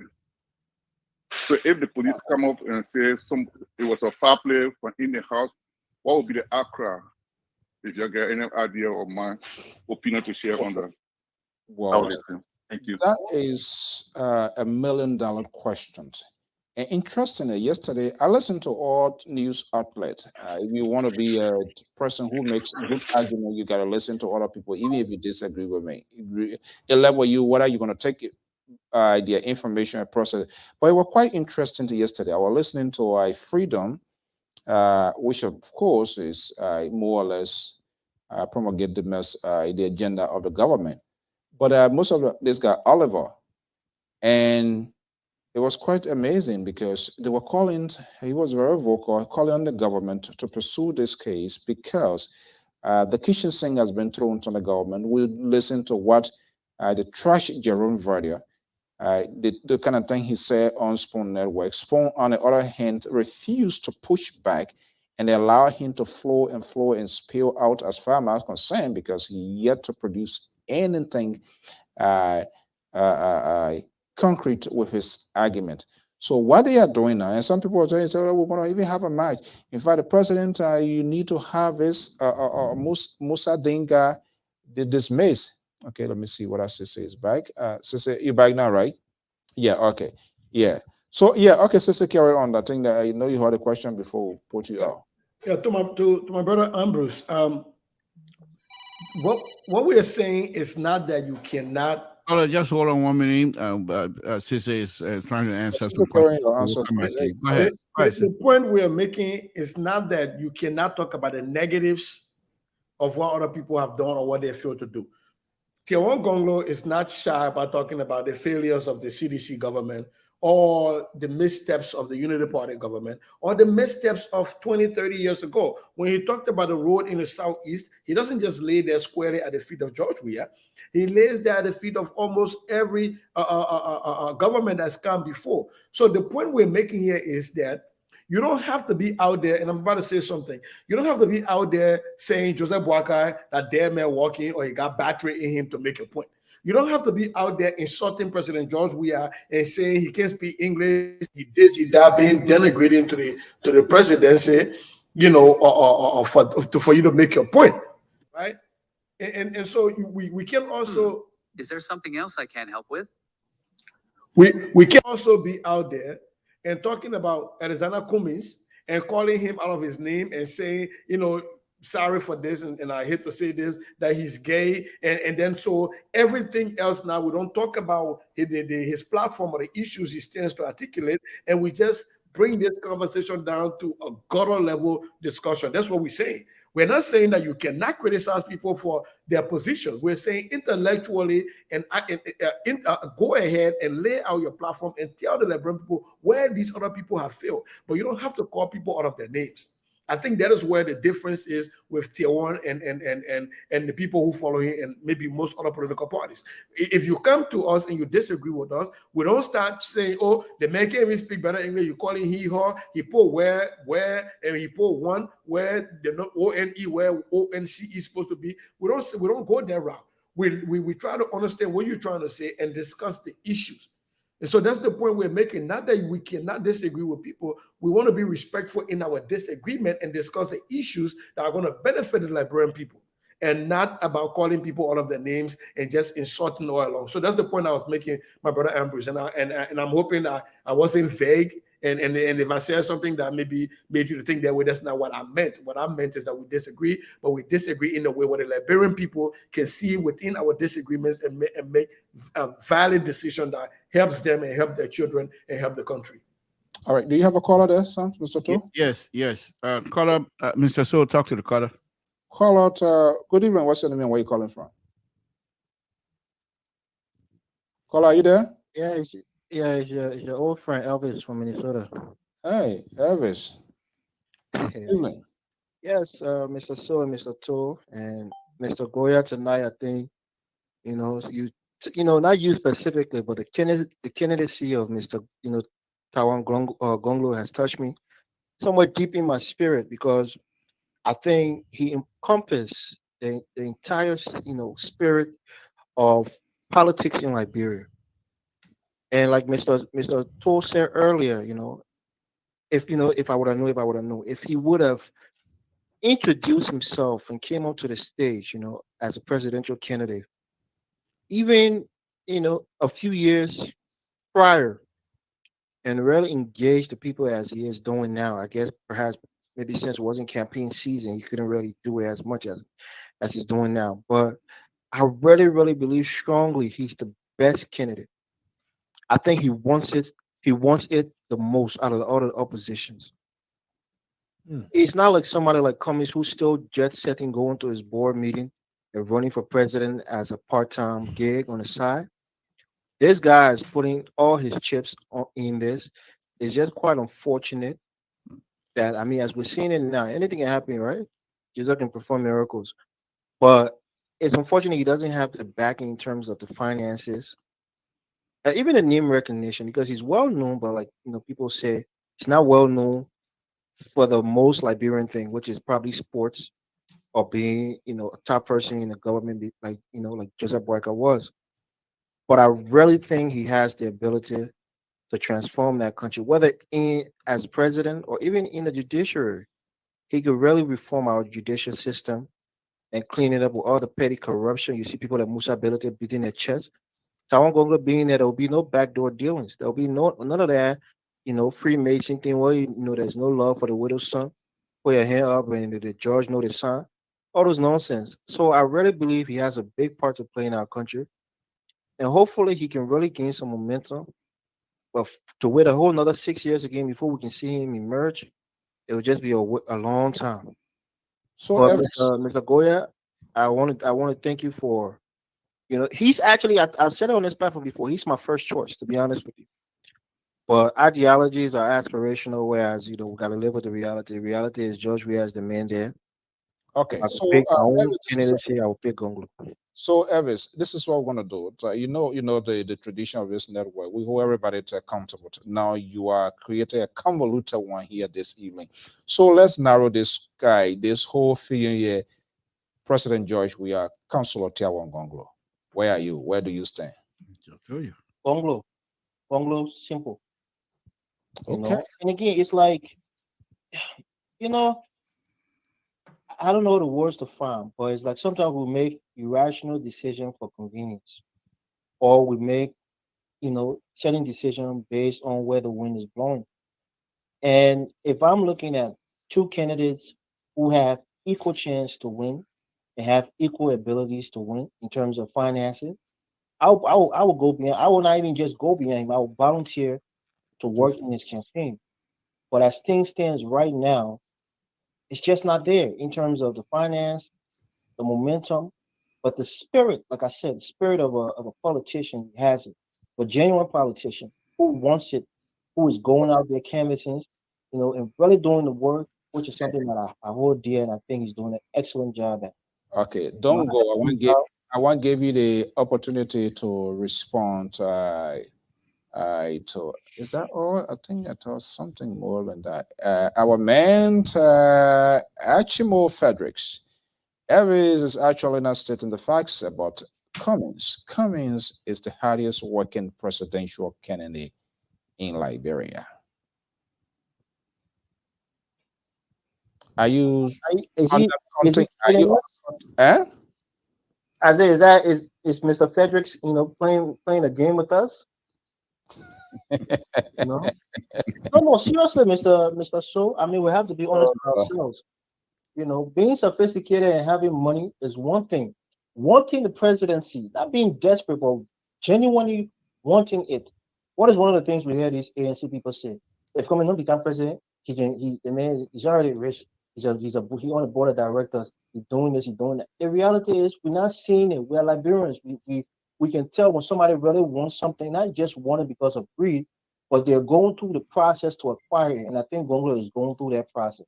Maybe You, because he lacks political experience in terms of having a political office before, like running for vice president or being a senator, and he lacks money, so he has to maybe try harder than these other two guys. But I think he really is going for it. You can see amongst all the other candidates, he's going for it. it's It's not going like for it. he's going for I America. didn't hear. Before we let you go, I didn't hear Ambassador Boyka's name. Was that on purpose? Now, what I'm saying, Mr. Soy, when I say people like to come at me, stamina, energy, it's not a secret. You know what the old people can use when they need the energy. It start with a V. We're not even call it name, but we know what it can use when they need a stamina. So as we get older, it's natural our stamina and our energy diminish, and we don't have the stamina and the energy to really go about doing things that we have in our minds to do. So Mr. Boyka, I won't hold it against you. I think age has depleted his energy, or made him less mobile. So I won't compare him to a Gonglo in terms of mobilizing or going out there to campaign. But what about Cummings, who has all the resources? This guy could be in other counties 3 times over with the kind of money he has, but he's just not doing it. And he's just sitting around ladder-gagging, really not putting his foot on the ground to really go talk to the people, going look down water side. Moreover, it's not the entire Liberia, going down water side, shaking people's hand, whether embarrassing you, singing CDC song, CDC Moya, embarrassing you to your face. I think he's resigned to the fact that he may come third in this election, and maybe he's trying to maneuver his way to be VP now. But he's definitely is not running a campaign like Gonglo is. And let's not forget, I hate to say, and I even hate to say it, but I must say this: the people of Grand Judah and the people of Nima, prior to the war, we've always had a good relationship. Our culture are intertwined. So Tawan Gonglo is not a stranger to us, especially for us in Grand Judah. Like you said, Mr. Goya, he's a man who put aside petty grievances and will help his cousins on the other side of the border, in Grand Judah. And for me as a Grand Judean, that touched my heart also. So he's not a man who's going to bring, tribalistic tendencies to the presidency. So I think the people in the Southeast, especially our people in Grand Judah, need to give him a good look because, sometimes they will say you think somebody like your enemy, but sometimes your enemy can love you more than your own brother in your house. So Okay. I don't know Thank you what to say, so much. Mr. Boy. I'm speechless tonight, but I wish I had the means, or he had the means to really do it. I would be 100% behind him. But just on mathematics, as Mr. Goya is a mathematician, it looks improbable. Like, we say that they like to use that word, Hey, mathematician. man, me for that in my own mouth, you Oh my goodness. Yeah. So, okay. All right. Thank you so much. So, guys, here time is really not in our favor here. But, say, your guy, is it that if we're to retrospect his entering, making his decisions, you are politicians, you been involved, you contested in other political race right here, especially. Do you think it would have been a good strategy on his part to have decided immediately when this whole thing cloud, when this whole ring was flourishing, president, election? What were the things that were holding him back? Do you think if he had like jumped into this with a decisive mind, that could bear fruit? I think he came in with a decisive mind. He took a long time to think about it because, look, one thing people don't realize is elections are grueling. People dig into everything you've ever done, and they make up their own stories even about you if they can't find anything. They go for your family. So these are decisions that people don't take lightly. They don't make lightly. Just take, for example, George Weah. How many different ways people have insulted and denigrated this man? So think about his children, his grown children, seeing some of the things that people put out there in the name of politics. His wife Claire has been dragged through the mud, has been disrespected in so many ways. So for people to decide that they want to do these things, it takes, unless you are just a narcissist, it takes a lot of in-house discussion with the family, with the significant other, with the children, with your friends, because they're all going to be under scrutiny. Sometimes people come out at the friends of George Weah and say they men are criminals. They come after that person simply because they can't get a George Weah. And so it took a while. Now, having said all of that, in politics, one of the rarest of commodities is time. It's timing. You can't come too early because then you burn your steam out, right? And you can't come too late because then people have taken up the space and they have sucked up so much of the energy. The attraction is out. The attraction. And I say, look, I'm going to be fair. I do believe my guy has a great chance, but I still do believe that we are between two concretes because of the timing it took us to make up our mind. And I think we needed enough time. The councilor needed enough time to make his decision because he was also waiting to watch to see if there's going to be somebody in the race that have the ability and the capacity to do the things he's asking for. So he will throw his weight behind that person. But having said that, the Unity Party suck up enough of the oxygen because Jose Yumambuakai is a household name in Liberia. The ANC suck up enough of the energy because Alexander Benedict Cummings, love him or hate him, he ran last election. He's also a household name, and he has the capacity and the ability to raise money, which is one thing politicians need to have. You have to be able to raise money. Elections are not cheap. They are very expensive. And then we have the CDC, the ruling establishment that benefits from not just being the incumbent, but an incumbent with a legend, a soccer legend, a well-known personality, and a well-loved Liberian. And so, yes, it's like we are swimming against the tides. But Tier 1 has never been somebody who's always had things given to him. He's always been, one of those people who's been scrapping for scraps and been trying to make good things out of scraps. And so that's what we're doing. We're going down to the Liberian people in every village, in every hamlet, and telling them the story of not of Tier 1 Gonglo, but how their children and their grandchildren could have a better outcome for them stories. How their children and grandchildren could also have access to the national pie and a fair share of the national pie at that. So yeah, I will be fair. I will be frank. I'm a math guy, like Elvis said. The data shows us that if elections were held today, it won't be benefiting to us. But that's the good thing. Elections are not being held today. They're being held in October. So we still have the time to eat in, to get some of the oxygen that has been taken up by the ANC, the Unity Party, and the CDC. Funding the surviving grant. The Liberal Progressive, let me bring you here. The ties is eating, the clock is eating, and I will keep saying this and this over and over. Who is gaining the attractions politically by Liberians now? We do not have any statistics in that direction here, but as it is, and looking at what we are saying now, who can we give edge to? Is it possible? And on what basis can we do that? I think, Mr. Soe, the edge most likely will go over to the president because he's in office and he's being seen every day. And if he's like, he can make statement, people are going to listen to him. But this is what I wanted to also add about the consular. And I think the vice president we are hearing will be dispatched in the southeast. Okay, it's raining. It's raining right now. I beg you, let him go. We're waiting. But anyway, the president, I said the vice president. Oh, I understand that. The vice president of the Republic of Liberia, current vice president. The current vice president. Oh, okay. Maybe they're gonna use helicopter to take her up there. But anyway, that's the end there. But this is what I'm gonna say about the consular chances, Mr. Soe, and you can attest to this.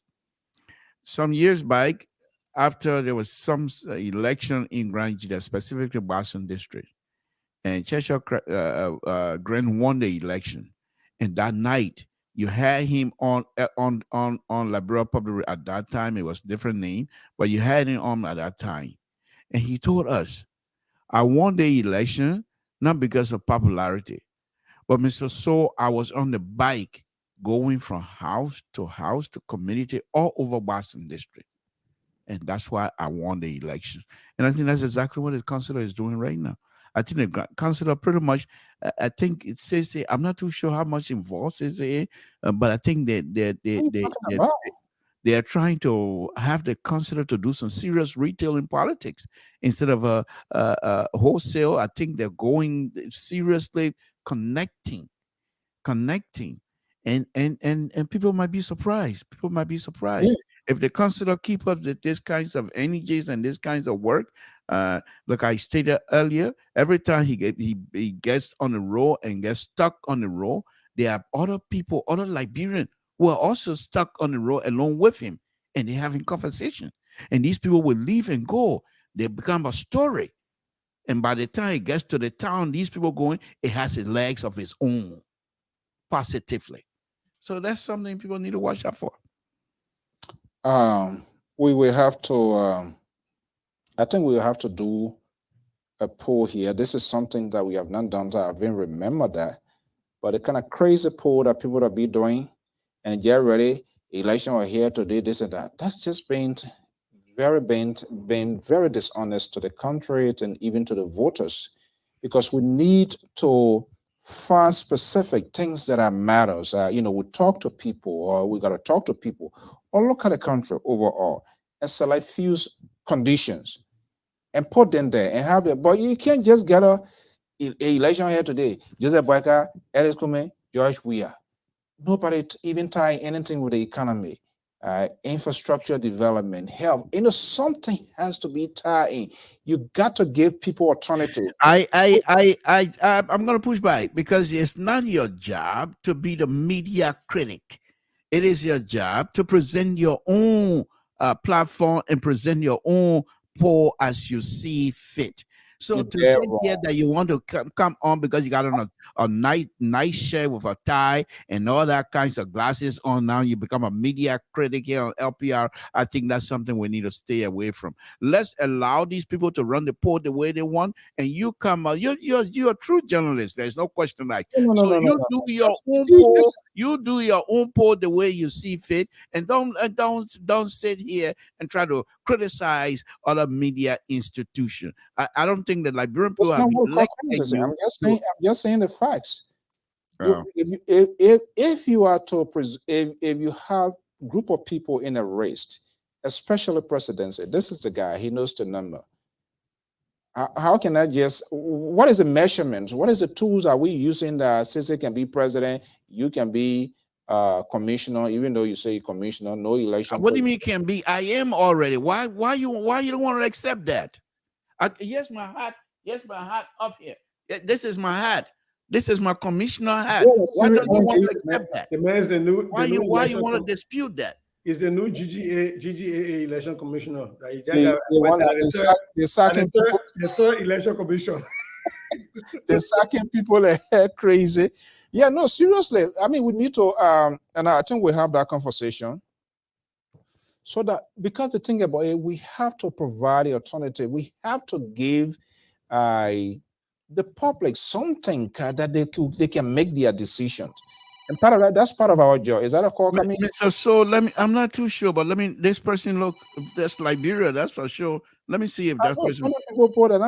Besides Liberia Public Radio, Mr. Soe is here. Are you calling to talk on the Liberia Public Radio, or you want to make private personal call? Hello? Caller, are you there? Okay, they're trying to reconnect. It's Michael. Hello? Yes, go ahead. Where are you calling from? Yes, I'm calling from Monrovia, to be precise, or Simple Bridge District number 16. My name is Michael F4. Oh, wow. I do listen to your studio guest Popani on the issue of Tiavon Gongo. And I think he have come on the air with no truth. Tiavon Gongo, who said as a lawyer to the executive director of Cura Factory, which is in District 16. Can you imagine? Tiavon Gongo, Tiavon Gongo is serving as Tiavon Gongo is serving as a personal lawyer to the executive director, which is hello? You were listening. Yeah, we're listening. Go ahead. Yes.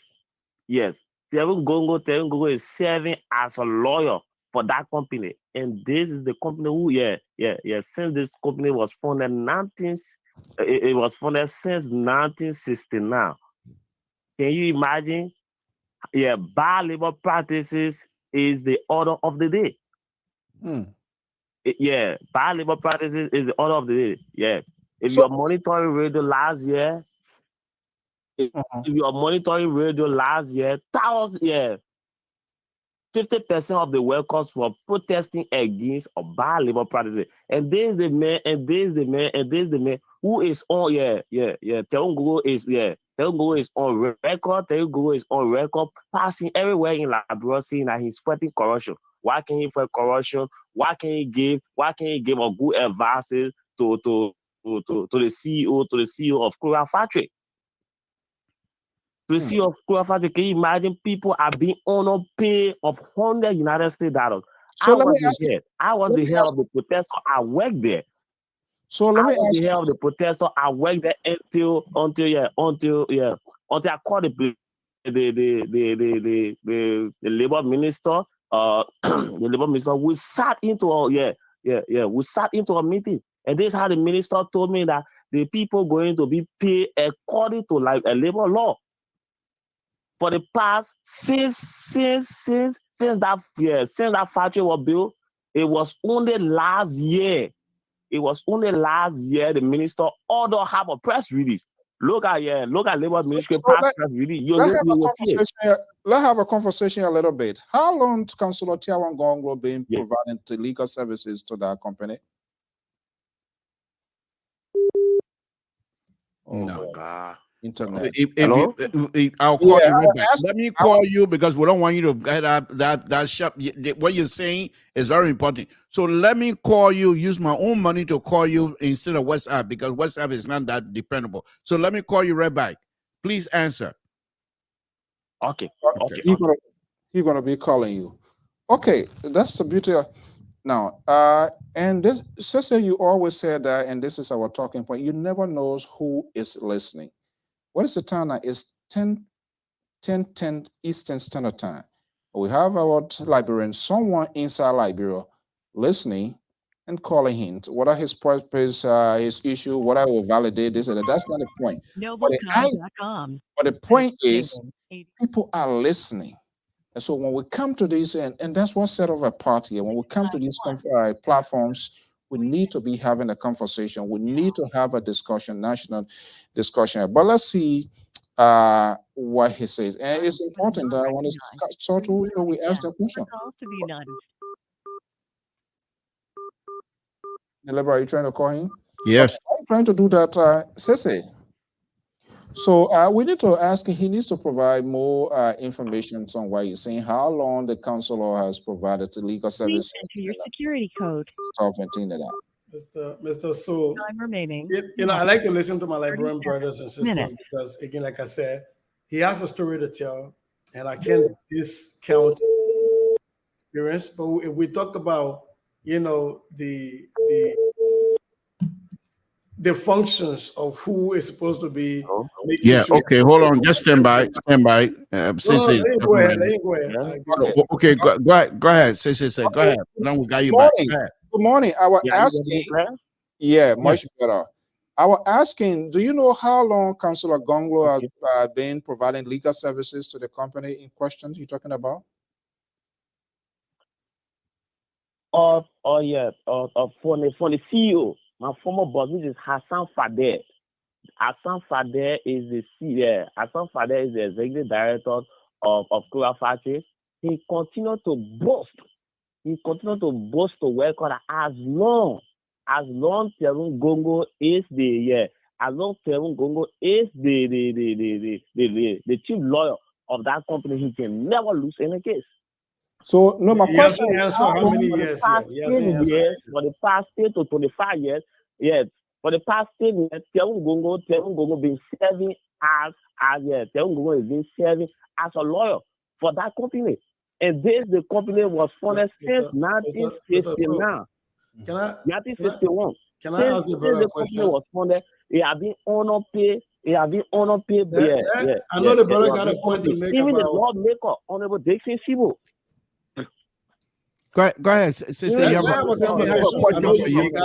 have a question for you. Go ahead. I really got a whole point to make. I got a few questions. Number one, I didn't understand the answer to the question. And this one, I don't want a whole long sentence. How many years has Terun Gongo been the lawyer to the company? For the past 15 years. The past how many? You can, yeah. I didn't hear how many years. You can send reporter into the fence. No. How many years? How many years? For the past 15 years. So is he saying that when Terun Gongo was Solicitor General of the Republic of Liberia, that he was also loyal to this company? That's what he's saying. Yes. Okay. Even Councilor Gibson. No, let's forget the other people, Chief. When the workers. So here's my other question. Yeah, he has another question. Listen. Here's my other question. In Liberia. Yeah, what's the next question? In Liberia, when there's a labor dispute, when the workers have an issue with pay and pay increases or bad labor practices, who's responsible to mitigate that, to fix that? Not this. Sure. What he said? We have an internet problem over there right Hello? now. Yeah, go ahead. But who's responsible to resolve those kinds of issues? Who is constitutionally responsible to resolve labor practices and unfair, unjust labor practices in Liberia? Okay, yes. Because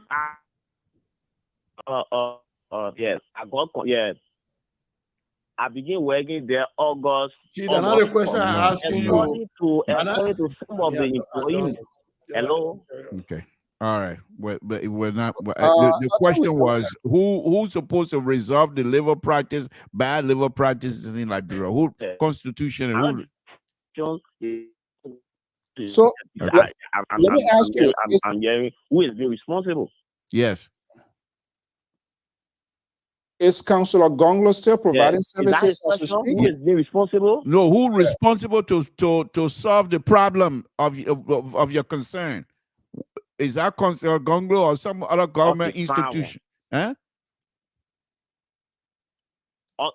Okay. Yes.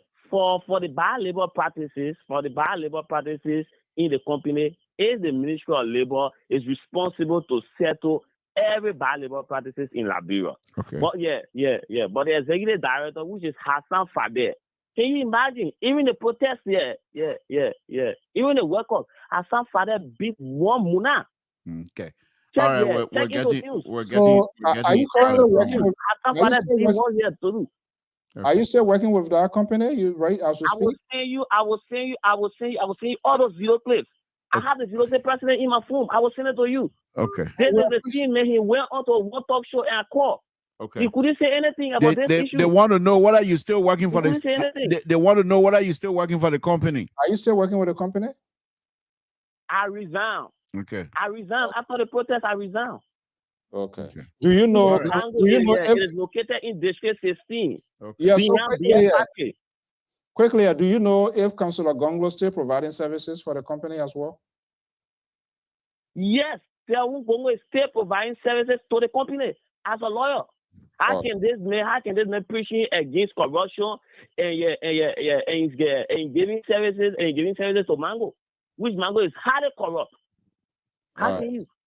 Even the reporter of Front Page Africa, Obida Johnson, is serving as PRO for that company.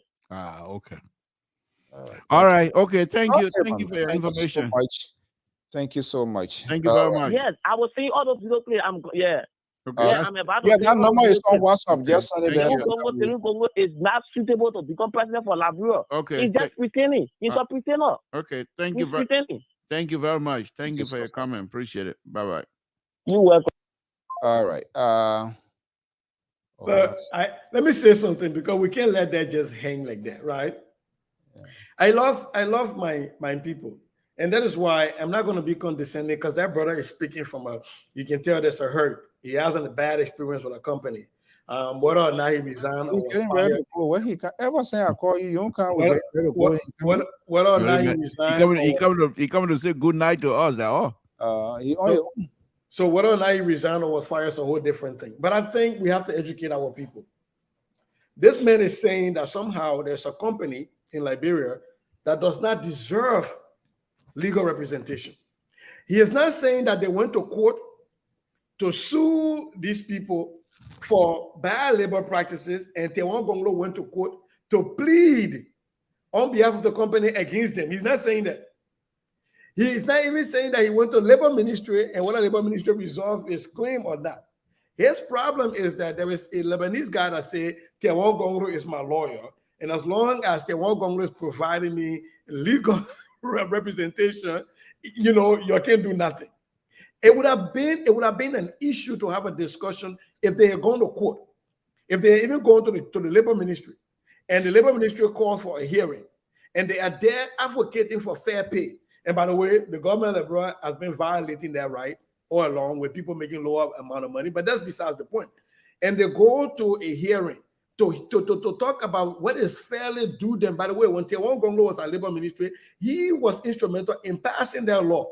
So if he had told us that Tewan went to the labor ministry to argue against a law that he passed, Tewan passed, then we'll have a conversation. But you're saying you went to protest and the Lebanese mentor, he said, Tewan, I'm a lawyer. You won't go to court for Tewan to go plead against you. You won't go to labor ministry for Tewan to go plead against you. But because the Lebanese man say Tewan's my lawyer, so therefore Tewan faking. And then you'd hear throwing other people's name in, like a reporter at Front Page, that this person is PRO for this. I agree that people have the right to their opinion, but sometimes, maybe that thing belongs on the Coke Spoon show, not here, because you have to be able to provide facts. And here, we're not eating with our hand, we're not eating with spoon, we're not even eating. Okay. Emma George. Good evening, how you doing? Yeah. Well, you can just make a final statement, that will go. Well, I just want to tell something to why he blocked Aaron. Oh. What Aaron that I blocked? You don't know? No, I didn't block Aaron. Okay. Who's Aaron? You mean the IE player? You said you don't know. Why you asking me? No, You already answered the question. I'm black IE player. IE player can call anytime you want. What this stereotype is about? What do you mean by Because IE player? Well, I can't hide it. I'm black IE player. IE player can play. He called me the other day. I'm black. He can call. But why I said to him that Barrow man was running the show, But so my finger can go wrong way on IE player. The show to create problem. Huh? He didn't even say hello to us. No, I spoke. He just you only come here now because your IE people feel that your IE player is not having chance on that Barrow man running the show. While running it, you see the red behind me. My finger get red tip. It see green, it see yellow, run away from yellow. It see red, go to red. So maybe that's what happened. But I didn't block him. Don't accuse him. I spoke, but you are best at defending counsel of Congo, so you didn't hear me. Then I come to Maple out to know. Fireburn. The ANC Fireburn is in the house. The man been listening to you, I've been talking about ANC. By the way, one thing we haven't addressed on this page yet, Saint Jonathan Welle, bro, he promised us that he will be joining us on Liberia. If you remember, and I still recall, I hope you remember, at the beginning of the year, Jonathan told us that before the end of the first quarter, Cummings was going to make his announcement for his pick. You remember that conversation? And we in April, Jonathan, he said to us that night anyway. Maybe I can't speak for Jonathan. He can't hear us, so I can't speak for him. So what? When a question choking, then I think he can't speak for people. Have you talked to Jonathan is leaving? What? Have you talked to him, like your patron? I talked to Jonathan for a while, but I think he texted me the other day, but we have not spoken. I spoke with him the other day. He's okay. You know, there are some issue here and there, but he's okay. All right. Well, you know, the day I go Liberia and go meet with my political candidate, I will call your friend there. You see, Jonathan told he will call her from there. He called Dr. Toronka went. She came back. She didn't call her while she was there. She came back. And I called my sister and I put her on the bus. The day I go and the laborer went, he didn't call all Yombli Kanga. He didn't call all with Hassan Belete. Why you putting the man of Yombli Kanga for? You said he didn't call you from Joseph Boakai. He talk about Yombli Kanga. The man don't say talk about Yombli Kanga. That Joseph Boakai you don't talk about. So he must say why he didn't call you from Joseph Boakai. Why you putting poor Yombli in there for? Because they met from Liberty Party. But they met every day. Yeah, Liberty Party USA. Liberty Party USA. He like a gonglo now. The way I see, but he said he's unstable. He's unbalanced. So anywhere the night catching, that where he sleeps. I think the consular is doing excellent job. I think we need to be factual about that. Look, I will put this out here, and then I'm I think I'm at the end of the day. Go now. VP Boakai, Mr. Cummings, Mr. Gonglo. I think while they are out campaigning for their own individual votes, should also be softening their speeches and talking to their surrogates. And I'm not saying just any ordinary person that get on Facebook and go cause man, because I'm talking about those. But people that are within the first ring of circle to them, to start softening the way they attack issues that pertain to these other people. Because what you start to do is, it's almost like a ranked choice voting you're doing. You're saying in round one, I'm your first choice. But just in case I'm not your first choice, and your first choice does not make it to round two, I hope you consider me to be your first choice in round two. And this is the campaign that has to start happening. First, you're number one. And you're talking to the other people for other political parties that if your guy or your girl doesn't make it to round two, look at me. And the way you have those conversations is to talk to those people in a way that is not demeaning to them, that does not ostracize them. And I think that message is for all of us, including us on the Gonglo side and the Communist people and the Bwaka people that are seeking to unseat President Dr. George Weah. That has to be the conversation. But if that doesn't happen, there's going to be a round 2 with at least one of these people going with George Weah, and it will be miserable. It will be a miserable outcome. And since Okay, guys. What you're saying, and I always say, Mr. We are almost, we're not even almost, so it's like crossing right magna. Just wrap it all the other things at your heart. So you want to push me out of the show? Yeah. No, we are already not pushing you out. The people say, anytime you borrow your mouth, you're not stringing again, eat anything. So The one you bring, the one you mean that I just eat that one. We're not responsible. You come in late. But I ain't blaming you. I just asked you a question. And you take all my time. Well, what's it? What's it to say? The character of the three people are different. I mean, Council of Gongo, Bwaka, and Commies, you do see people go out there using words against other people like that. But we are the people on the far extreme. We are the problem. Because when I go on Facebook, I see so many people seeing their friends. I wonder, what is this? You know, why should people be seeing the kind of thing to their friends? You know, there are some things that you just don't respond or you leave it. Just leave it. But when you see the kind of people going on the extreme, seeing all these things, then tomorrow, what will happen? So I'm just telling people, hey, I can respectfully disagree with you, but I don't have to go personally to insult you and this and that. It doesn't pay. Or what at the end of the day, what will you get from it? I think we have something we call Liberia, which be tolerant to other people's views. You can say something. If I disagree, I always say something, I walk away. I don't have to respond. Move away. But these people, I don't know. They're going after one another, and we don't see the political leader seeing these things. So why we continue to do it? So now your closing argument you're giving? So? That's my closing argument, and I hope. Argument, just opinion. No, I just hope that my closing argument, and Mr. Cummings continue to go around. He has been doing this after the election. He continued to do it. And I think the Liberian people will decide towards them. So, Mr. Zean Soe, thank you. Says it. Alphonso Zean Soe, we don't know where he stands. He said he don't have a party, but I don't know what he going to. The liberals said the man on a conversation today. No, that his brother says so. That I'm your nephew. I ain't going there. I got rash you.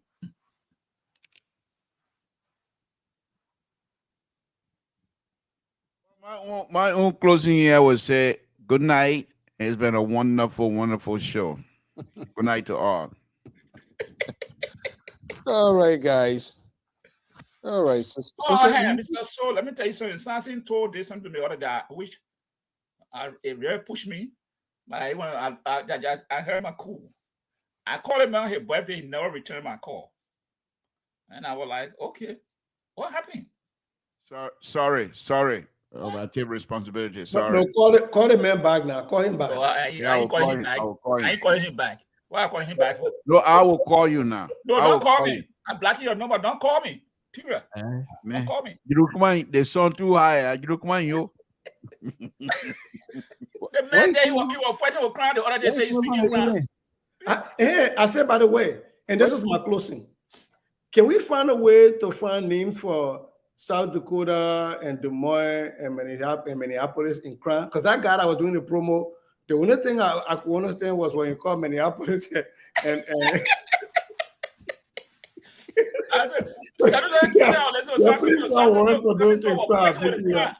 said, but Mr. Soe can't help them man, the man fighting with the crime. I said, I said, but your own language, how you were speaking? Anytime I say yes, someone speaking the language, there's a problem. I go hear something to. I say, oh Lord, why are you fighting this thing here? Tune in this Saturday and let the crime professor start all over again. Who the crime professor? Okay. Me. Big y'all. But anyway, good night, folks. That's it. Good night, folks. Yes, sir. All right. Bye, guys. All right. Okay. Well, folks, that does it this evening. We say to our many viewers, listeners, those that call in, your tweets, your comment, Frederick, Achimo Frederick TV, Commander Antonin, Kempton, Joshua, all of you, we say thank you so much. If we don't call your name, if this is the first time tuning in, watching, this is the Library of Public Radio. We discuss the issues of substance, about the country. We agree, disagree, but our conversations is always in a civil context. For any reason, if you're disappointed because maybe our talking point does not match your political favor, don't give up. Come back next time. Probably, but it's not guaranteed.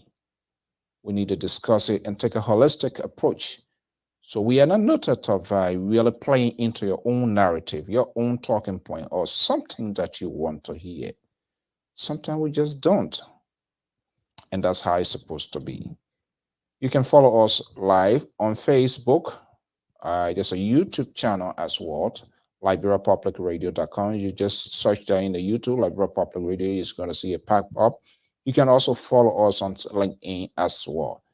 I subscribe. Most of my followers, they said they don't get the live view. Sometimes it does trickle. It even happens to myself. Sometimes we send a few out, and that is when sometimes when you play, we all subscribe to different pages, different live view, and sometimes it trickle. So when you play in the old videos, you're going to see the bell icon. The bell icon, when you tap on the bell icon, there will be a drop down, and you want to prefer or highlight all notifications.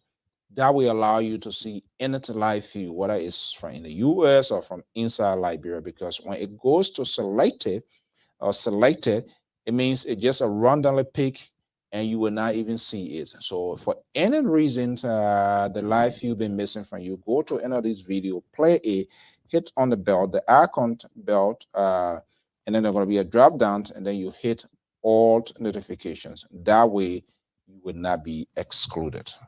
We want to thank you so much for tuning in here this evening. We always allow people to make their voices heard. But if you're a caller, you're a participant, we also hold you accountable to what you say.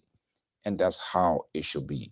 We ourselves should be held accountable.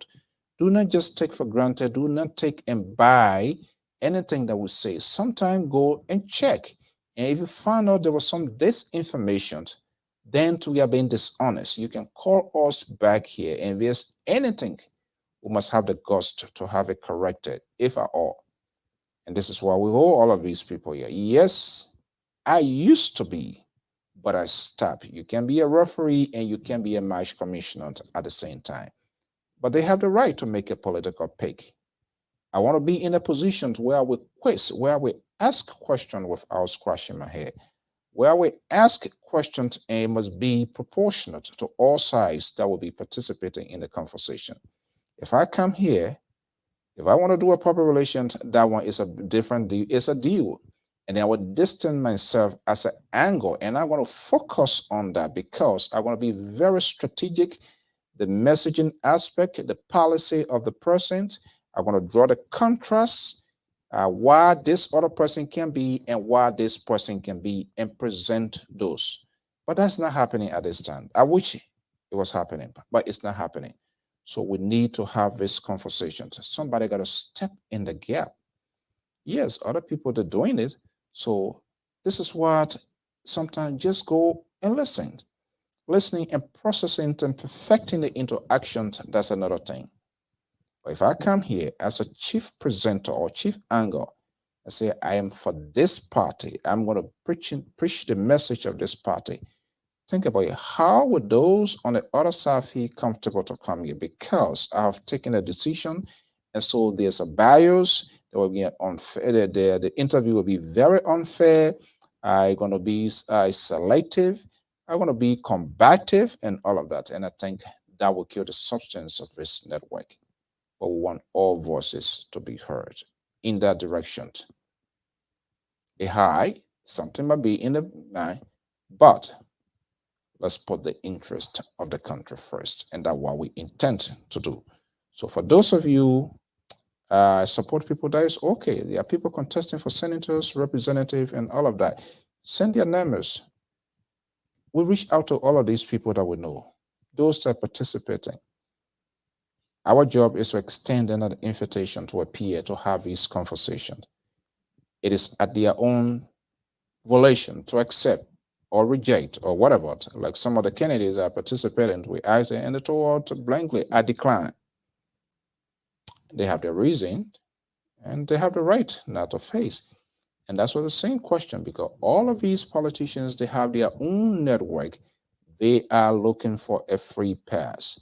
They are looking for people who want to prepare waffles, make it a sandwich, egg, bacon, and all of that. We don't give adults, we give you some real hot pepper from New Jersey and other places that when you go, you snakes. So this is why when you come here, we ask you all of the questions and we give you the opportunity to present, to explain yourself. So I don't know why they are not coming, but we'll continue to reach out to them and to have these conversations. This level of distractions in the political process in Liberia is amazing. It's just way over the top. Every other day, some sort of drama, political satire is being created, distracting all, and we are not having this conversation. We are being unable to know the agenda of these people, to what they represent, how they're going to conduct government, how they're going to grow jobs, how they're going to handle the infrastructure, what their educational plan going to be, their health. Nothing is being discussed. Nothing, because and leave it then, they will be like that. So, but let us know, send your numbers and we'll contact them and reach them. I love the positions of NEC, no extension. This is the laziness on some of the politicians when the process started. And that was one thing I agree with Billy today. People got to be responsible. They should have told their voters they created a conspiracy, falsehood, subliminal messages, and they were projecting election would be rigged. They would misconstrue the purpose of a census and qualify voters.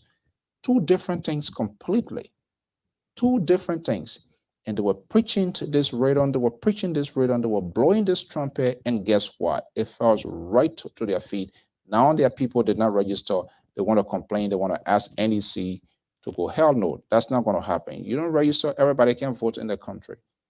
Even in a great America yet, you have the right to vote, but you choose not to vote, you don't vote. Simple as it is. Or if you want to vote, go. Just how you can get in car and leave from Grand Gita and go to Canton Morovia, go back to your village and register.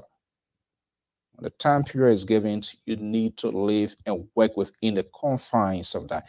This is how people challenge, and this is how to temper with the system. They always want to find loophole, and they want to do this. Yes, your people were talking, the election going to be real. So what you did, you poisoned the minds of the people, and they decided to stay home because they adapted the system. Even if I go there, they say we cheat. The people will cheat. So where's the name? No name. That's what happened, and that's what they did. That's a conclusion. Now you are the victim of this because you were not far-sighted, you were not calculative, you were not thinking ahead of the game to say, hey, censor, we talk about the populations, including young babies and even different nationalities. We're talking about the outstanding populations of the country. That is far different from the voting stuff. The required age is there. They will put it up. So why you were telling your people election will be this, why the other country get 500,000, 200,000 because the last time is because you get a narrow mind, fish brain, and so you're pressing your own people. Now they didn't go there, it is at your own detriment. This is why as a politician, you got to be very calculative, you got to be very strategic. Other people are going, doing their little Jehovah's Witnesses type, talking to people, getting people out there to register. That you're supposed to be doing. Identify your strength, your area, and tell your voters, because that's prerequisite to your winning, be it the presidency, the legislative branch, or whatever. That's prerequisite. If they don't register, they just in our line doing Sao, Aluta, or Amanda, is breeze, because at the end of the day, You have to show your card. You have to show something to validate that vote. If you don't have it, leave your own with God. Wait for the next election till you will vote. I am Alphonso Zean Soe. We want to thank you so much for your time this evening. Let's close up with this message from the president of the Putu Apolebo.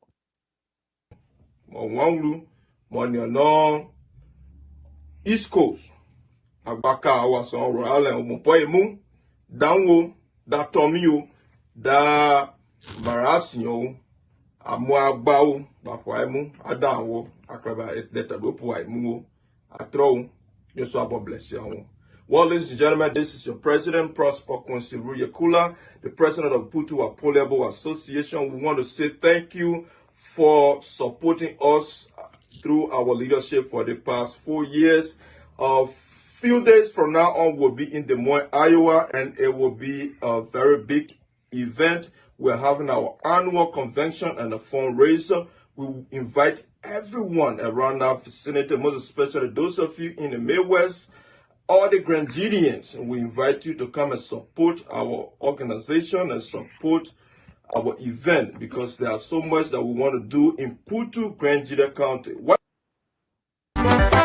Mama boyo fika pade nyaye ade wa ni se gbogbo yi awo ke mi ke ju ati odo yo bia ajawe o wi ole wa amoye ya Emmanuel. That's what's going to happen this weekend. Folks, we want to thank you so much for your time. Subscribe, follow LPR. And for fun, we're going to throw you one Saturday evening with my party. Next week, I will tell you my party. Make it all. Thank you so much and have a pleasant evening. Bye-bye.